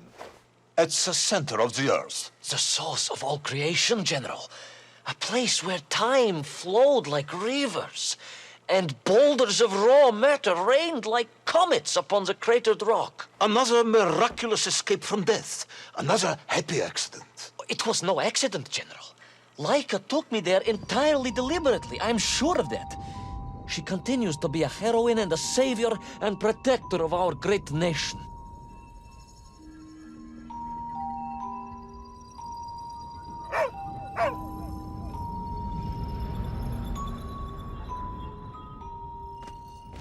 Laika died in orbit. No, General, she did not. She's very much alive and happy, and currently living several miles below our feet. Laika is dead, Ivan. She most certainly is not, General. This is the real world, tоварищ. A world where you did not go to the center of the Earth, and Laika died in orbit. In my world, General, Laika is still alive. A better world, some may argue. Very well. I will live in your world for a while longer, but time is running out. Ah, yes, time, General. I was just coming to that.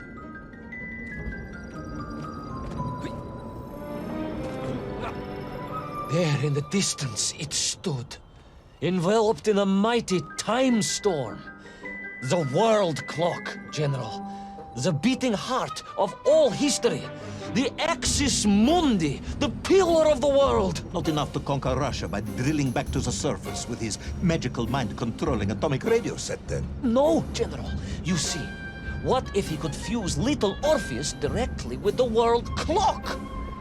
Then his message would radiate with every tick and every tock. He would not simply be the Tsar. He would be the Tsar of all time, the eternal tyrant, the literal incarnation of everything our glorious revolution stood to overthrow.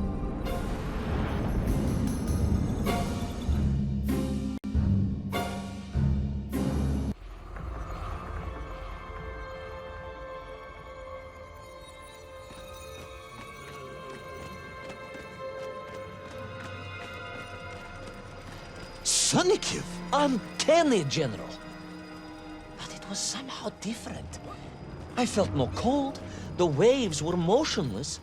Indeed, it was as if I had stepped free of those rivers of time and stood on entirely motionless ground. And there in the distance, What? debris from Tsarya and tall slave mines had washed up here, almost as if I were meant to find it.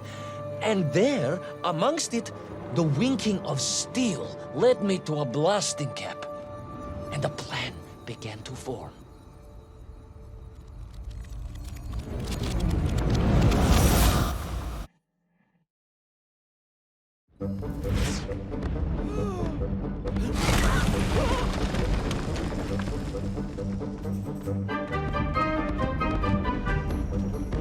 The terrain was ferocious. Explosive eruptions of fire and heat, thunderous emissions and lethal gases. Much like your cousin Pavel, perhaps, as a result of consuming all of those stolen eggs. Aha, General, you have been listening after all.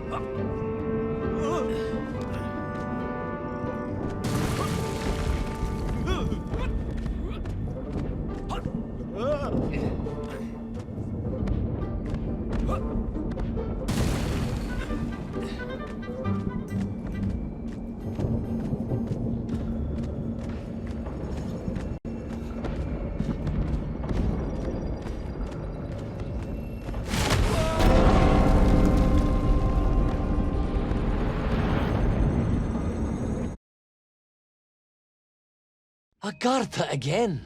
But why? You are stalling, comrade. The clock is ticking. Tick-tock, tick-tock. Of course. In a flash of inspiration, I understood. It was all wrong, you see, General. That we can agree on. We should never have gone to the center, because without little Orpheus, Toll could not have become the tyrant he had. The rocket drill was his means to reach the world clock, but it was little Orpheus that enabled him. And the time itself The world clock itself was determined to make matters right. With a little help from you, of course. Merely a simple pawn in a game played upon a cosmic scale, General. But a pawn who understood that he was being given a second chance to grab a chunk of the explosive resin that wondrous city was built upon.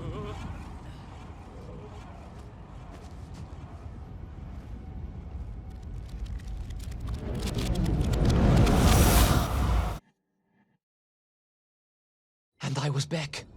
The mighty river of time roared past me, carrying the weight of the whole of history with it. Even for you, this is a stretch.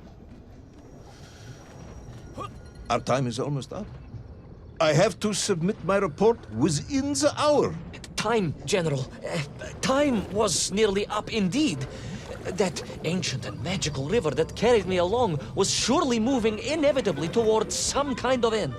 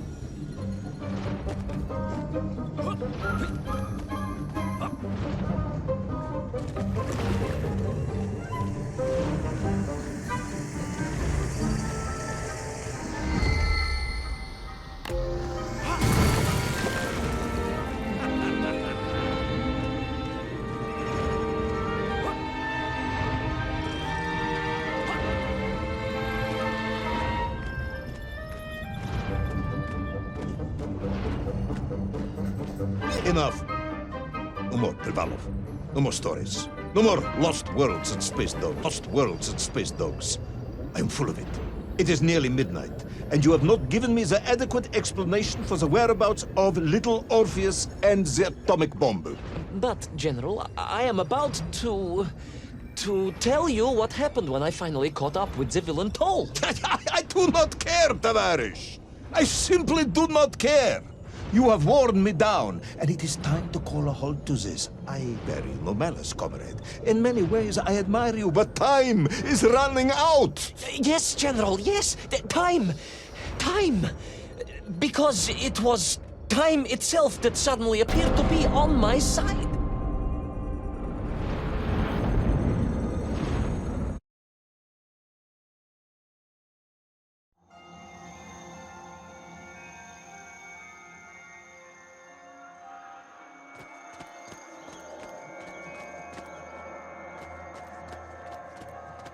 Perhaps the world clock was so impressed with your egg-wearing antics it decided to return you to Plutonia for a second attempt.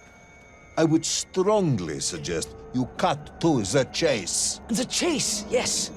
The pursuit of Toll and little Orpheus. I stood there with the resin fragment in one hand and the blasting cap in the other, and then, just like that, a clock began to ring.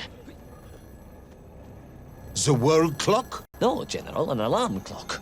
My Slava alarm clock, in fact, given to me by Auntie Masha. The one who married the beef investigator. The very same. And the moment I saw that clock, I knew what I had to do.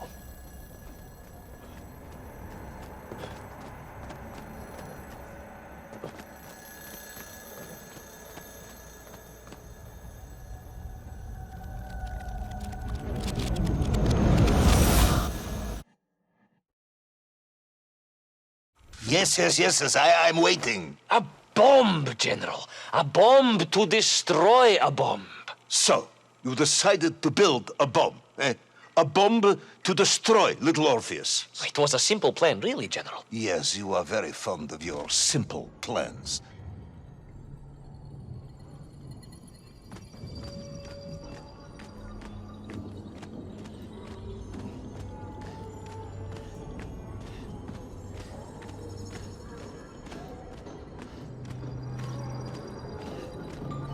It was the last time I was to see those poor enslaved men on my journey. As they scurried in agitation around the base of the rocket drill, now a dreadful weapon of war in the hands of a madman, I was reminded of my mother. Your mother looked like a nymph? That is extremely disrespectful, comrade. No, I meant I was raised by my mother from an early age, of course. My childhood memories of my father were all too brief. You are rambling, comrade Privalov. Time is running out. Dieni Rezinovi.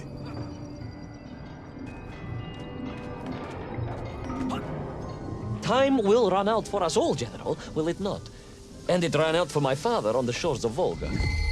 Your father fought at Stalingrad? He did, General. So did I. Well, so you see, General. Perhaps we are just the same, you and I. Perhaps we are all just Menkf in the end.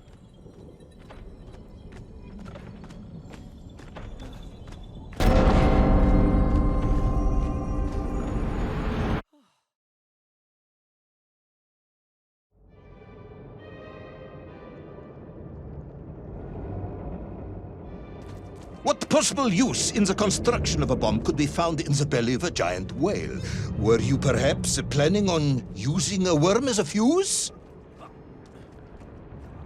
That would be ridiculous, General. I would hate to undermine your otherwise entirely plausible account. You forget, General. The belly of the beast was full of shipwrecks. And on one of them, I was bound to find what I was looking for. Fuse wire. Comrade, yes, you'd forgotten all about the fuse until I reminded you, hadn't you? General, your cynicism is unbecoming to a man of your rank and stature.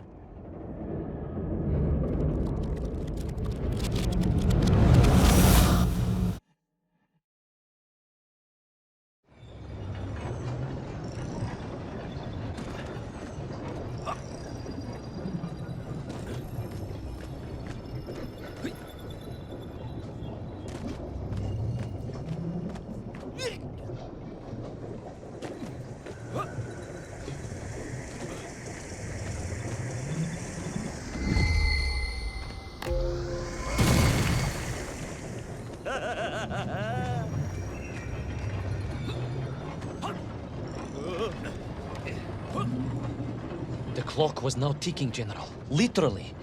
I was surrounded by time, immersed in it, floating along a river of it on a raft made of history, seeking the next moment of opportunity to hurtle backwards amongst those lost worlds. I am a patient man, tоварищ. I lost 3 toes in the winter outside Charkovskaya in 42. A drunken dentist removed 2 frostbitten toes and 1 perfectly healthy one. You may therefore consider me a man blessed with an uncommon level of endurance for discomfort. I hate visiting the dentist.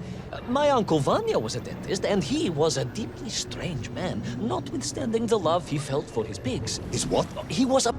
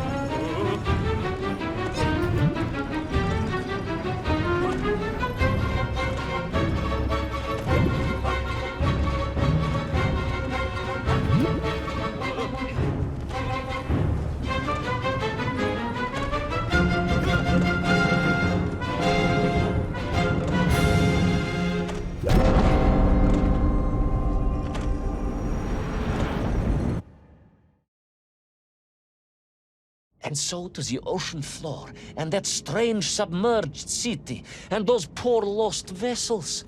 To find a shell case to hold all of my scavenged ingredients, the last piece I needed to construct my bomb. Ah, yes, I have been waiting for this. General? Time, Ivan Ivanovich. Whilst you have rambled on and on about it, I have simply bided mine. I am a patient man, as I have said. Yes, I don't feel I paid enough attention to the story about your toes. Do you have specially made shoes? Enough!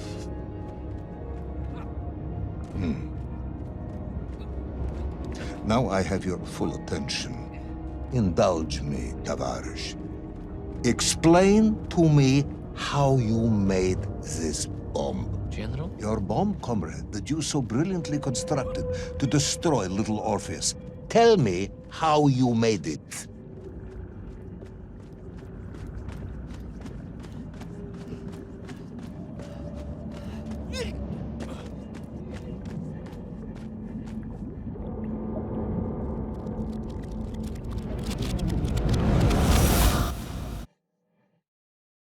Well, In detail. The type of detail that should present no problem to a man who is actually capable of building a bomb, which I suspect would be an entirely different man to one who cheated on his entrance exams for the cosmonaut program.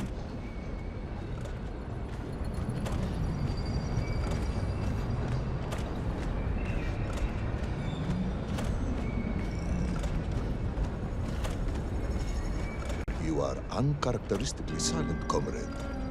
Cat, got your tongue? if I may, General, perhaps just a minute or two to gather my thoughts? There are precious few minutes left. We have reached our conclusion, I think.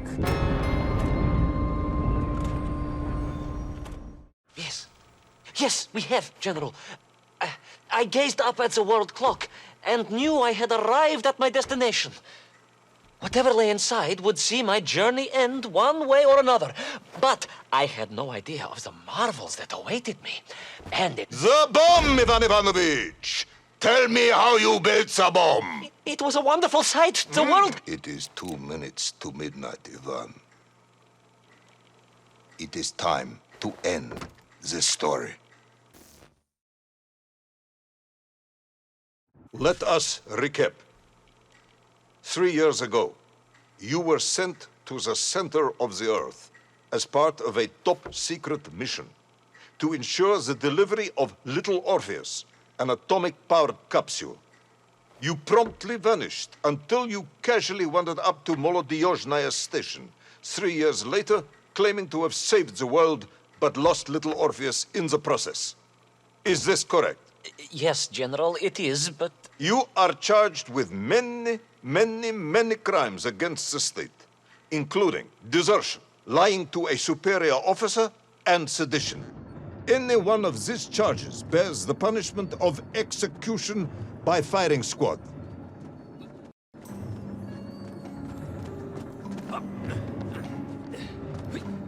General, you must be reasonable. I did my best. It's all true, I swear. I swear upon the lives of my family. Oh, do you? Auntie Marcia and Uncle Vanya, the traveling tinker and the pig dentist, or perhaps Cousin Pavel, the criminal mastermind with the unhealthy taste for eggs. How stupid do you think I am, Comrade Devalov?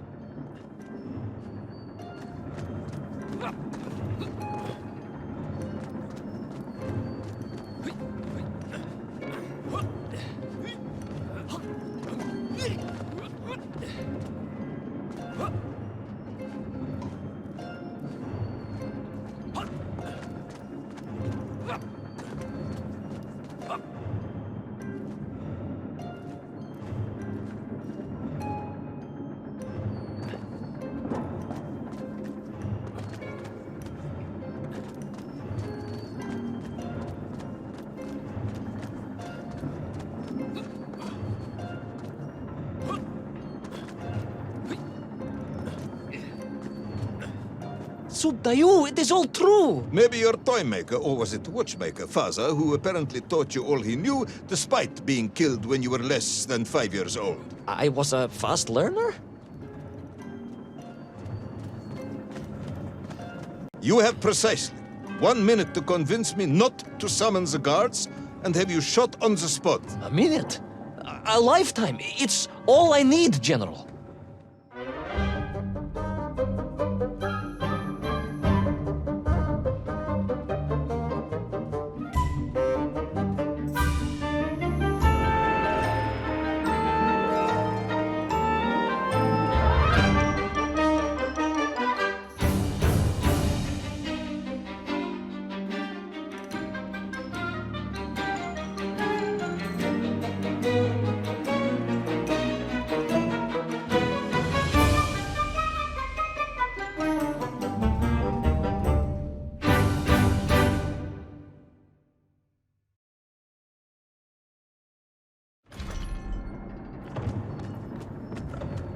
I was astounded. My father, I told you, I think I told you, he was a toy maker, and he often played with clockwork parts. Tavarish. But this made all those childhood wonders pale into insignificance.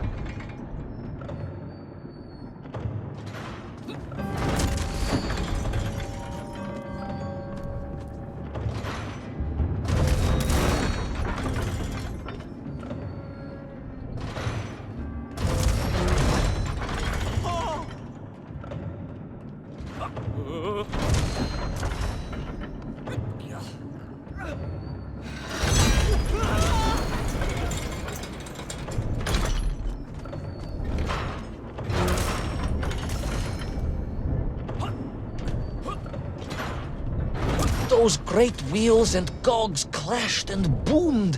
The vast hands of all time crunching forever and ever around. Iván Ivанович. Pendulums and springs and great big wheels and tiny little wheels. Товарищ Привалов, stop! Though at least the Myank were not here, especially as they seemed to infest the world below the surface. Myank, Myank everywhere. Myank, Myank, Myank. Many Myank. Myank for plenty. Myank. You are babbling. Comrade, enough.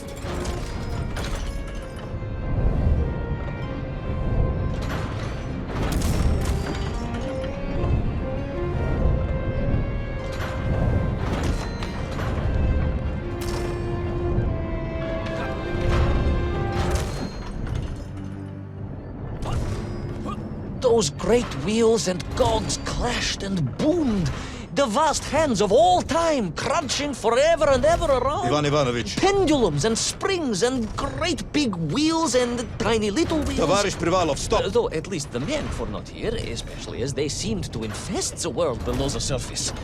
Myenkf, Myenkf everywhere. Myenkf, Myenkf, Myenkf. Many Myenkf. Myenkf aplenty. Myenkf. You're rambling. Comrade, enough.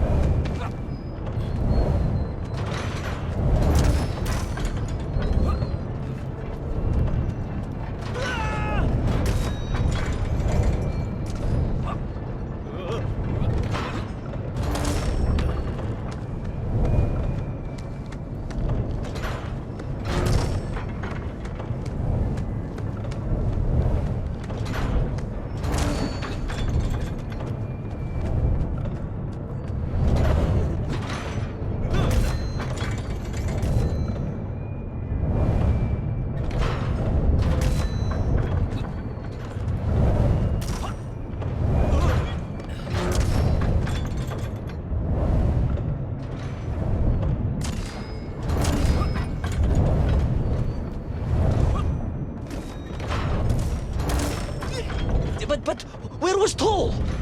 Aha! High above. On the clock face, perhaps. With his radios and his crystals. No. But where was Toll? Aha! High above. On the clock face, perhaps. With his radios and his crystals. No.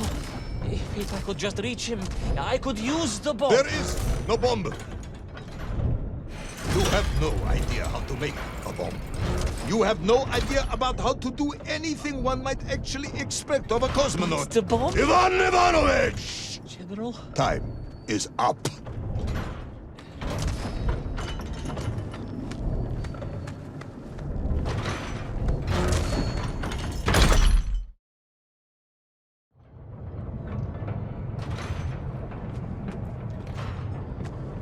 Stop talking, tоварищ.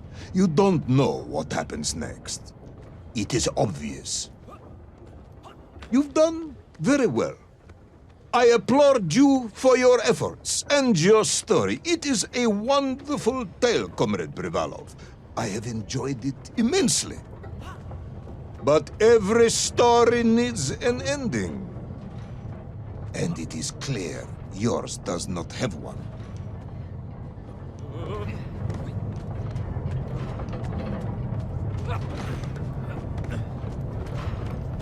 I just need more time. I think that even if I gave you all the time in the world, it would not be enough.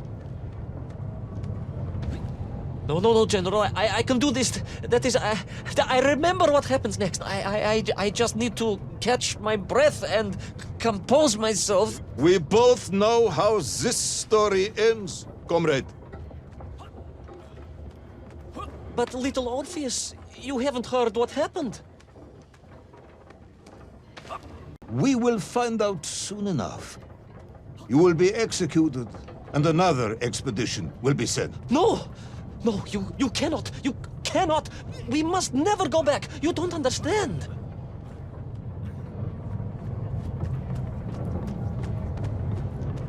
Make me, then. Make me understand. I am a kind man, although you may not believe this. I do not want to have you shot. So help me. Make me understand. Tell me what happened to little Orpheus.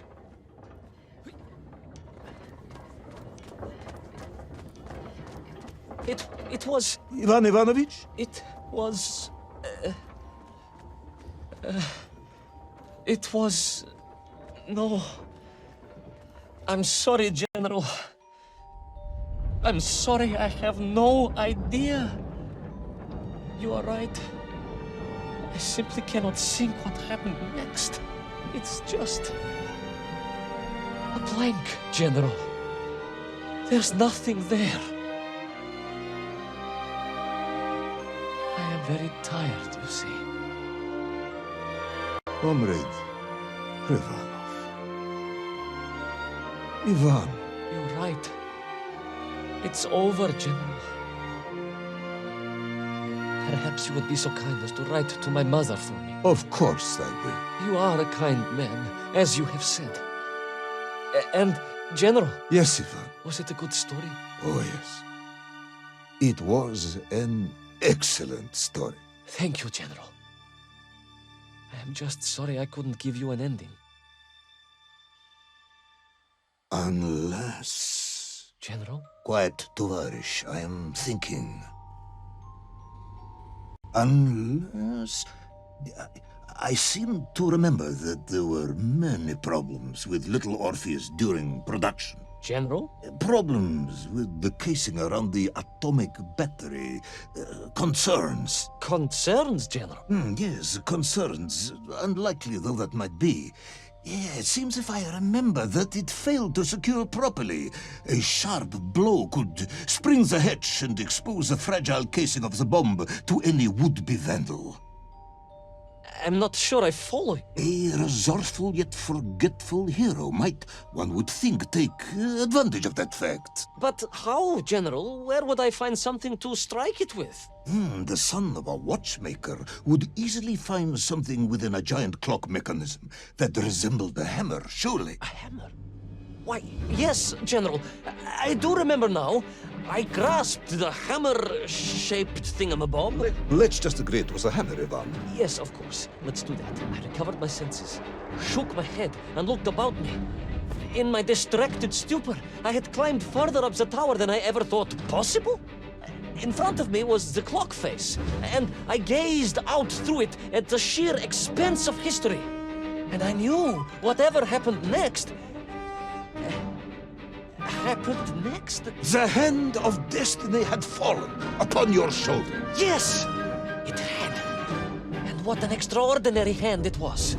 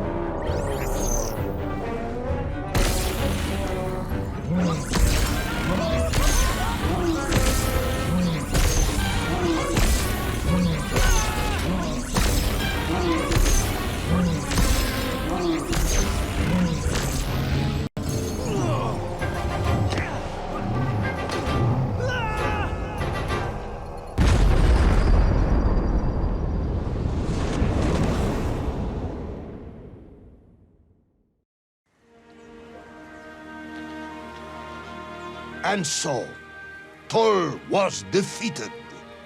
Little Orpheus destroyed, the bomb lost forever. Not just that, General. In that moment, Time sprung back to its proper shape, and I found myself once more in Plutonia, the start of my journey.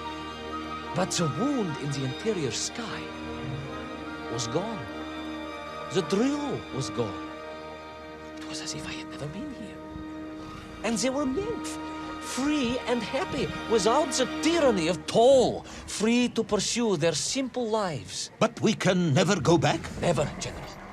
One drill, one metal sphere, one lone cosmonaut was nearly enough to destroy time and unleash the tyrant toll upon our world. Who would think an innocuous beeping radio housed in a ball of metal could change the world so dramatically? Who indeed? But tell me, what of you? And what of your return to the surface? I stayed amongst the Myenk for as long as I could. But I came to realize they had begun to worship me as a king. No, General. I am a good socialist and could not allow this workers' paradise to become corrupted. And so I left that wonderful land for the last time. And then? And then I walked. For 2 years I wandered, always looking for a way home, through lands and worlds almost beyond imagination. Until one day I emerged, blinking into sunlight, and realized I was home. Until one day I emerged, just like that? You just found your way back to the surface? Well, General, it was a little more complicated than that. There were great obstacles to overcome, and terrible challenges to face, and incredible lands to explore. Enough, Ivan. Little Orpheus is lost forever. The interior is sealed. You have returned with a story of socialism, triumphing over incredible odds. It is, as I said, enough for one night.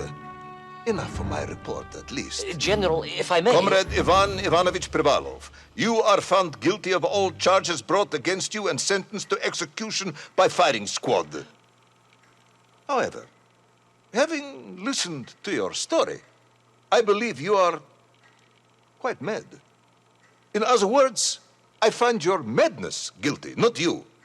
And we cannot execute madness. And indeed, there are lessons to be learned, even in the depths of this madness. Perhaps the Americans were right to send the chimp after all. So, General? Get out of my sight, Ivan. Go home.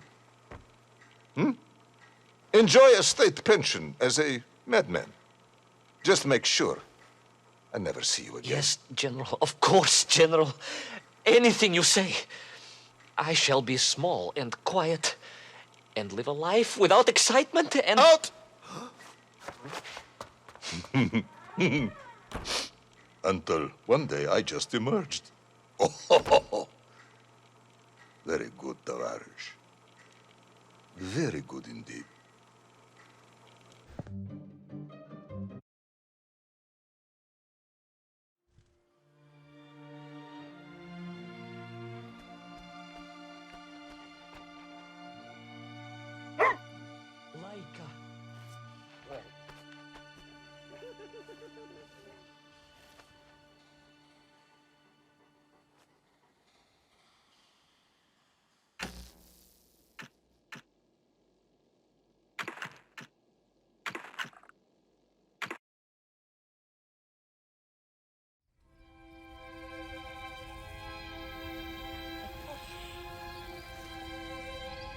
Who's the best space dog?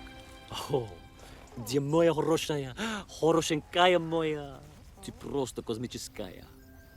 Hey, who's the best hairy cosmonaut? It is indeed a lovely sunset, and it reminds me of the skies of Peru. I didn't? I never told you about the wonderful Sky City? Well, it was an extraordinary place, but one filled with dangers. Well, it might have been simple for you to cross it, but you were in a space capsule. I had to rely on my own 2 feet, my noshki.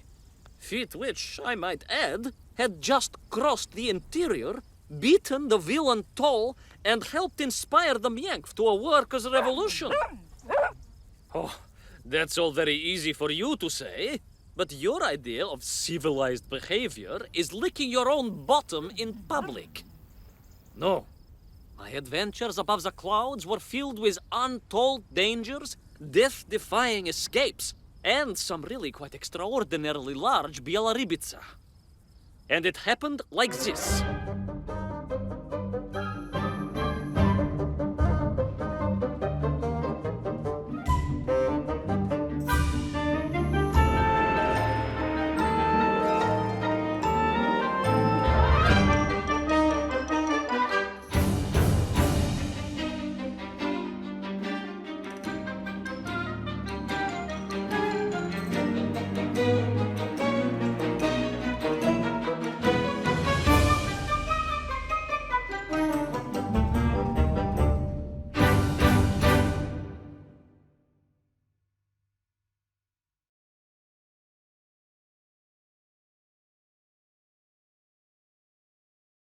Weeks had passed since I left Plutonia, and one evening, exhausted, I simply fell asleep at the foot of a strange windmill.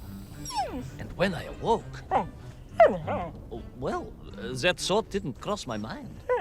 I was exhausted after all. This is beside the point, my nosy canine friend. What matters is this. When I awoke, the windmill and the ground around it had been carried high into the air. What magic was this? Что за магия? As unlikely, perhaps, as a suitcase-sized dog orbiting the center of the Earth for many years. Quite.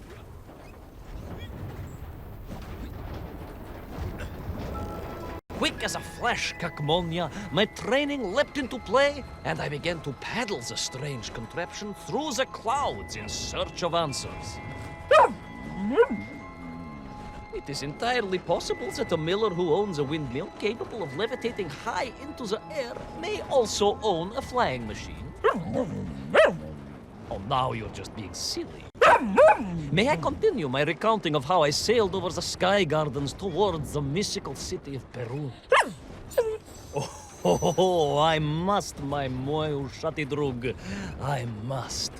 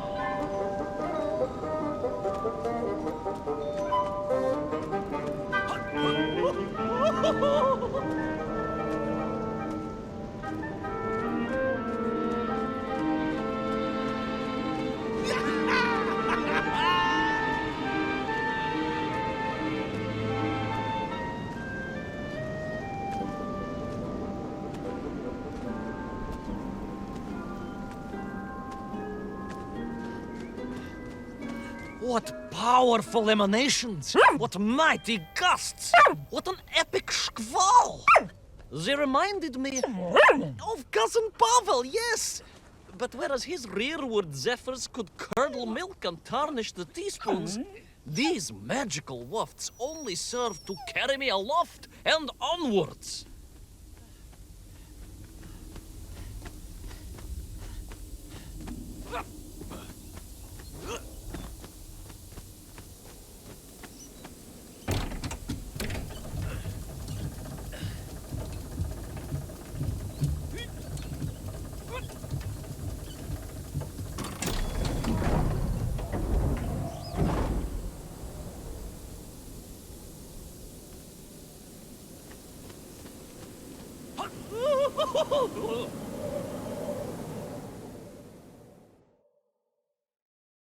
But something was afoot in the gardens of Perun. This horrid muck staining the surfaces and making my nose curl. Yes, it was positively Pavelian in scent. But it did not belong here. I think I once told you of Auntie Masha's passionate encounter in a cable car with the manganese entrepreneur from Chiatura. Now, Auntie Masha told me that there was a disagreeable stain and smell all around those factories and smelting works. Our industry is not without its dangers. Could it be that the once bucolic gardens of Perun were being corrupted by unchecked pollution? After all, science is a double-edged sword, my bristly confidant. Consider Demikhov. Of course. I apologize. Прошу прощения. Two-headed dogs is perhaps a rather insensitive analogy, but not without justification in this instance.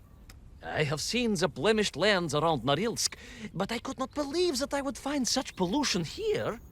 But this was nothing to the true horror of what was shortly to unfold.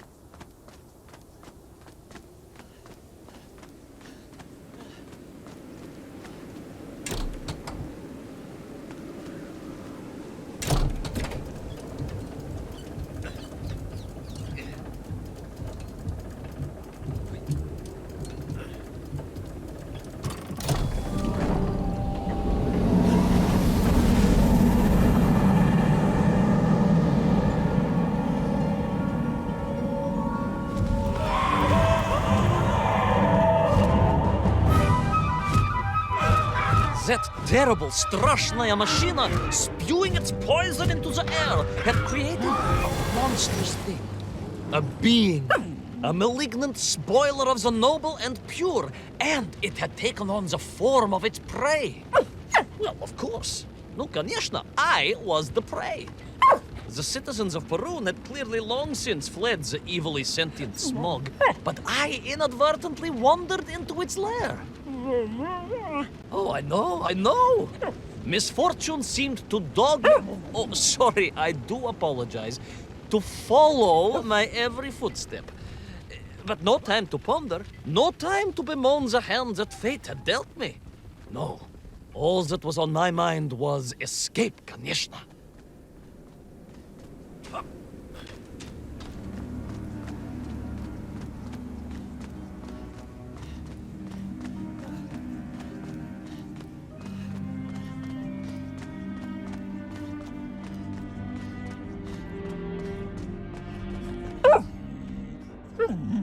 Yes, it was most interesting.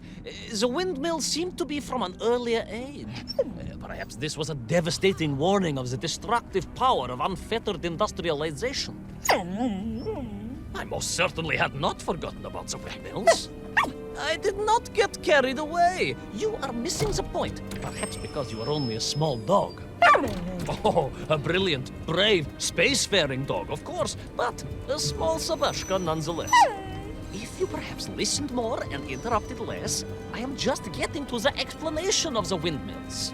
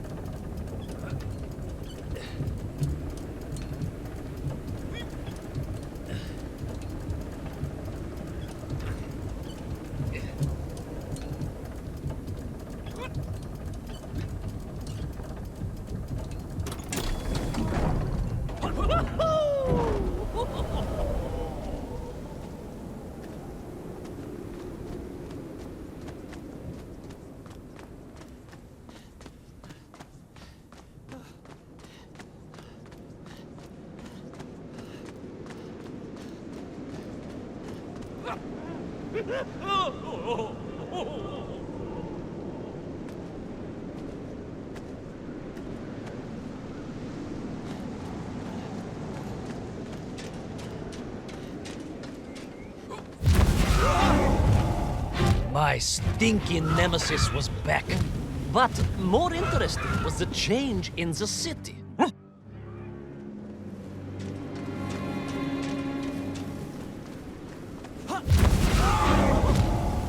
My stinky nemesis was back. But more interesting was the change in the city. The windmills were fading out, clearly obsoleted, mothballed, relics. Instead, a sense of an obsession with power was apparent. Vast engines, terrible machines, ever hungry and reliant on the rapid consumption of fuel, the production of toxic fumes and choking gases. Pride, my pushisti compadre. Pride! Ambitia! Ambition! The dark side of science. Zemechov's had too many. Don't be ridiculous, dog. Only a durak with the intellectual capacity of a ringworm would think windmills are in any way harmful.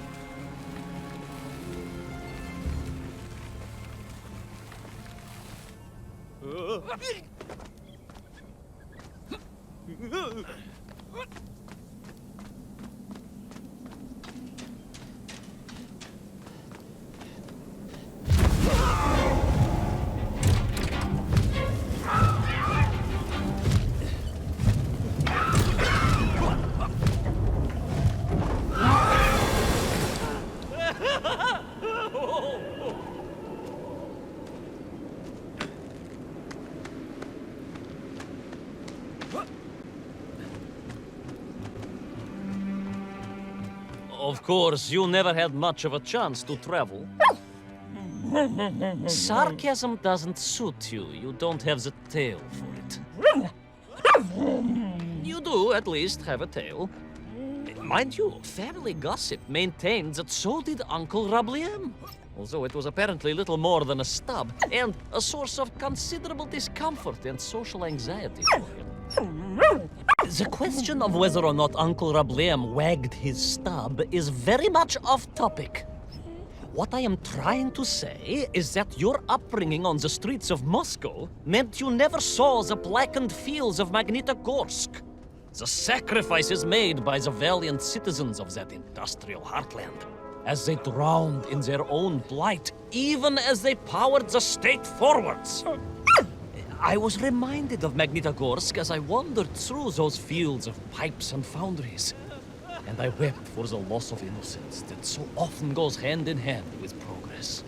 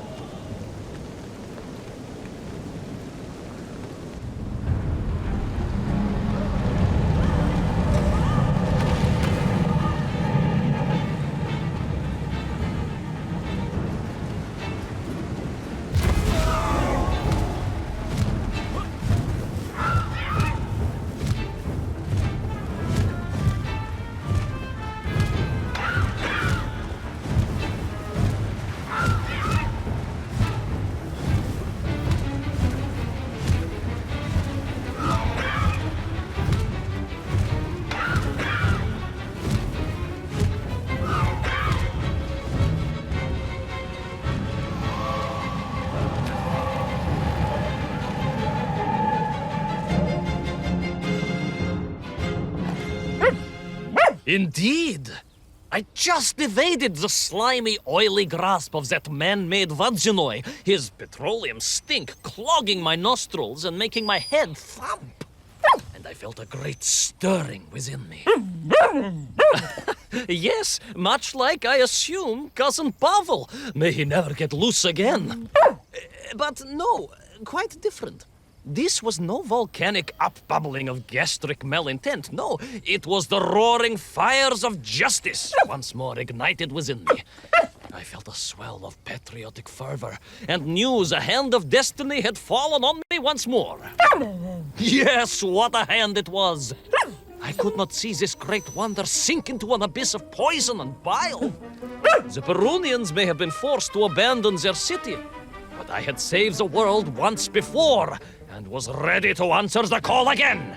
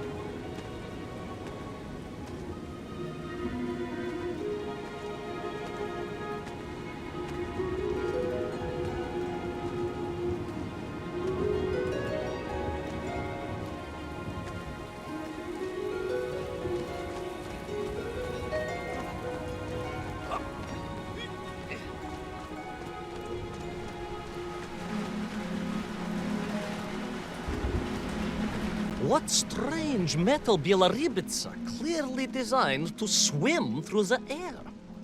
I was amazed. And there was more. Beneath the fins, I spotted the apertures of hoses and was reminded of the time Auntie Agrafina devised a contraption to water all of her copious algae beds simultaneously with one flush of the toilet by a system of pipes and valves that ran throughout her house. Можно так сказать, in a manner of speaking, yes. Her algae were most irrigated, although her neighbor Victor was washing his trousers in the sink at the time and was bruised quite severely about the face and body. But these were no ordinary flying metal fish. They were designed to expel air, fresh air, and push back the polluted clouds.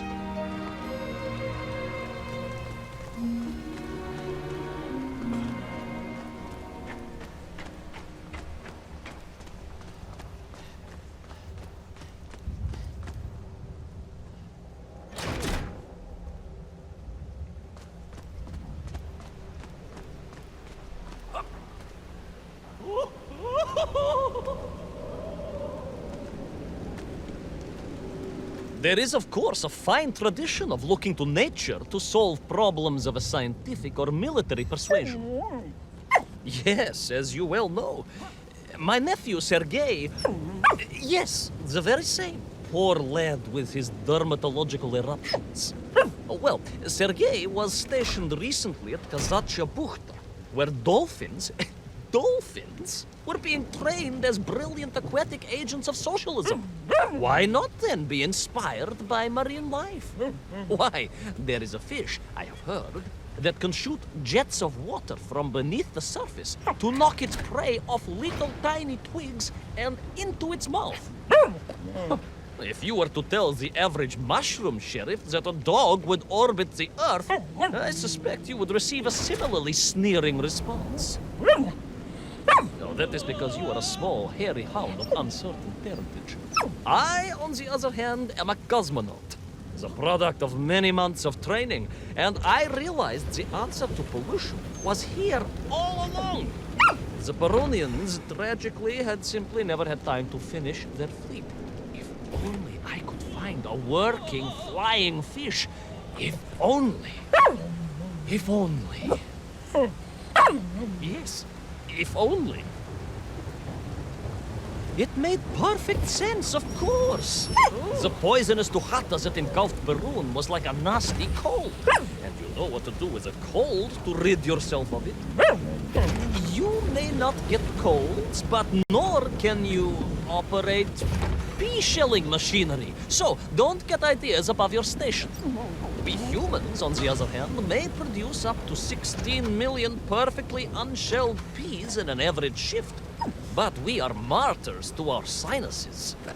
But to clear them, aha! These are remedies we Russians have been perfecting over the long centuries of harsh winters. Onions. A quick snifter of onion oil will clear your head faster than a Pragviev can clear a hypothetical minefield. Yes, if I could find a functional fish, I would become that onion.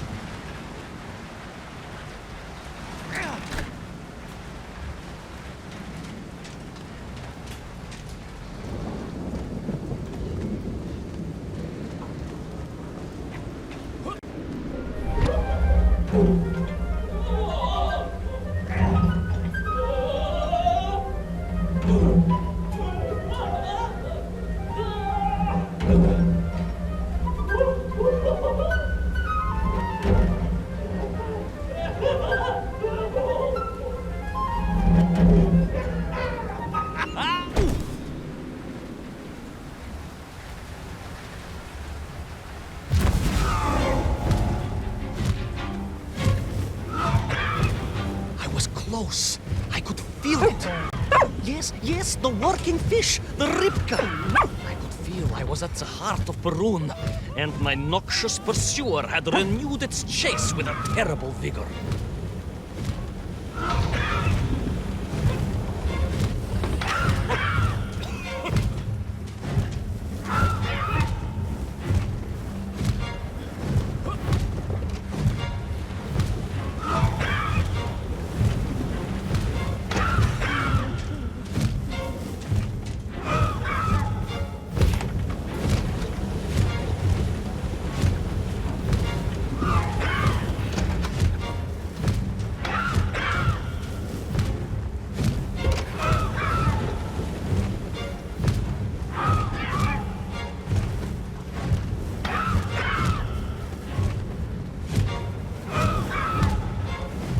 Not far now. I just had to keep going, keep pushing. It's almost as if you knew, Pavel. Uncanny. Обалдеть.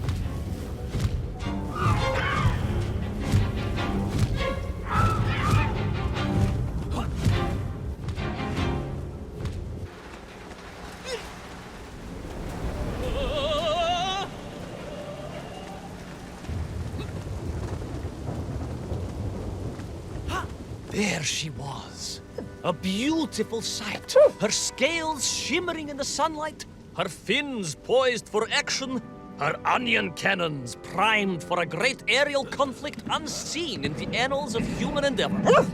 And you are just jealous it was a bigger flying machine than yours. No, bilious pal, it was time for science to fight back. Yes, my hairy compatriot, Поехали! Onwards to victory!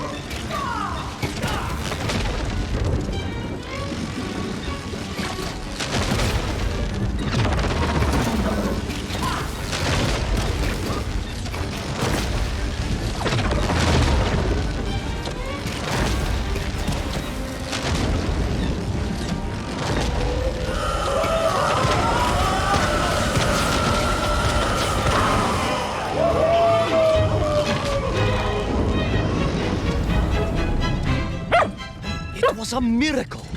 I found myself swooping through beautiful, clear skies, the strange interior sunlight gleaming on the sides of my fishy vessel. I heard birds clear their little throats and begin their wondrous gvalt, the wind gently humming on the fins. And then, all of a sudden, under it all, well, you see, in my hurry, it didn't even occur to me to check how much fuel was carried in the strange craft. With a horrible splutter, the engines choked and died. And suddenly we were plummeting downwards towards our doom.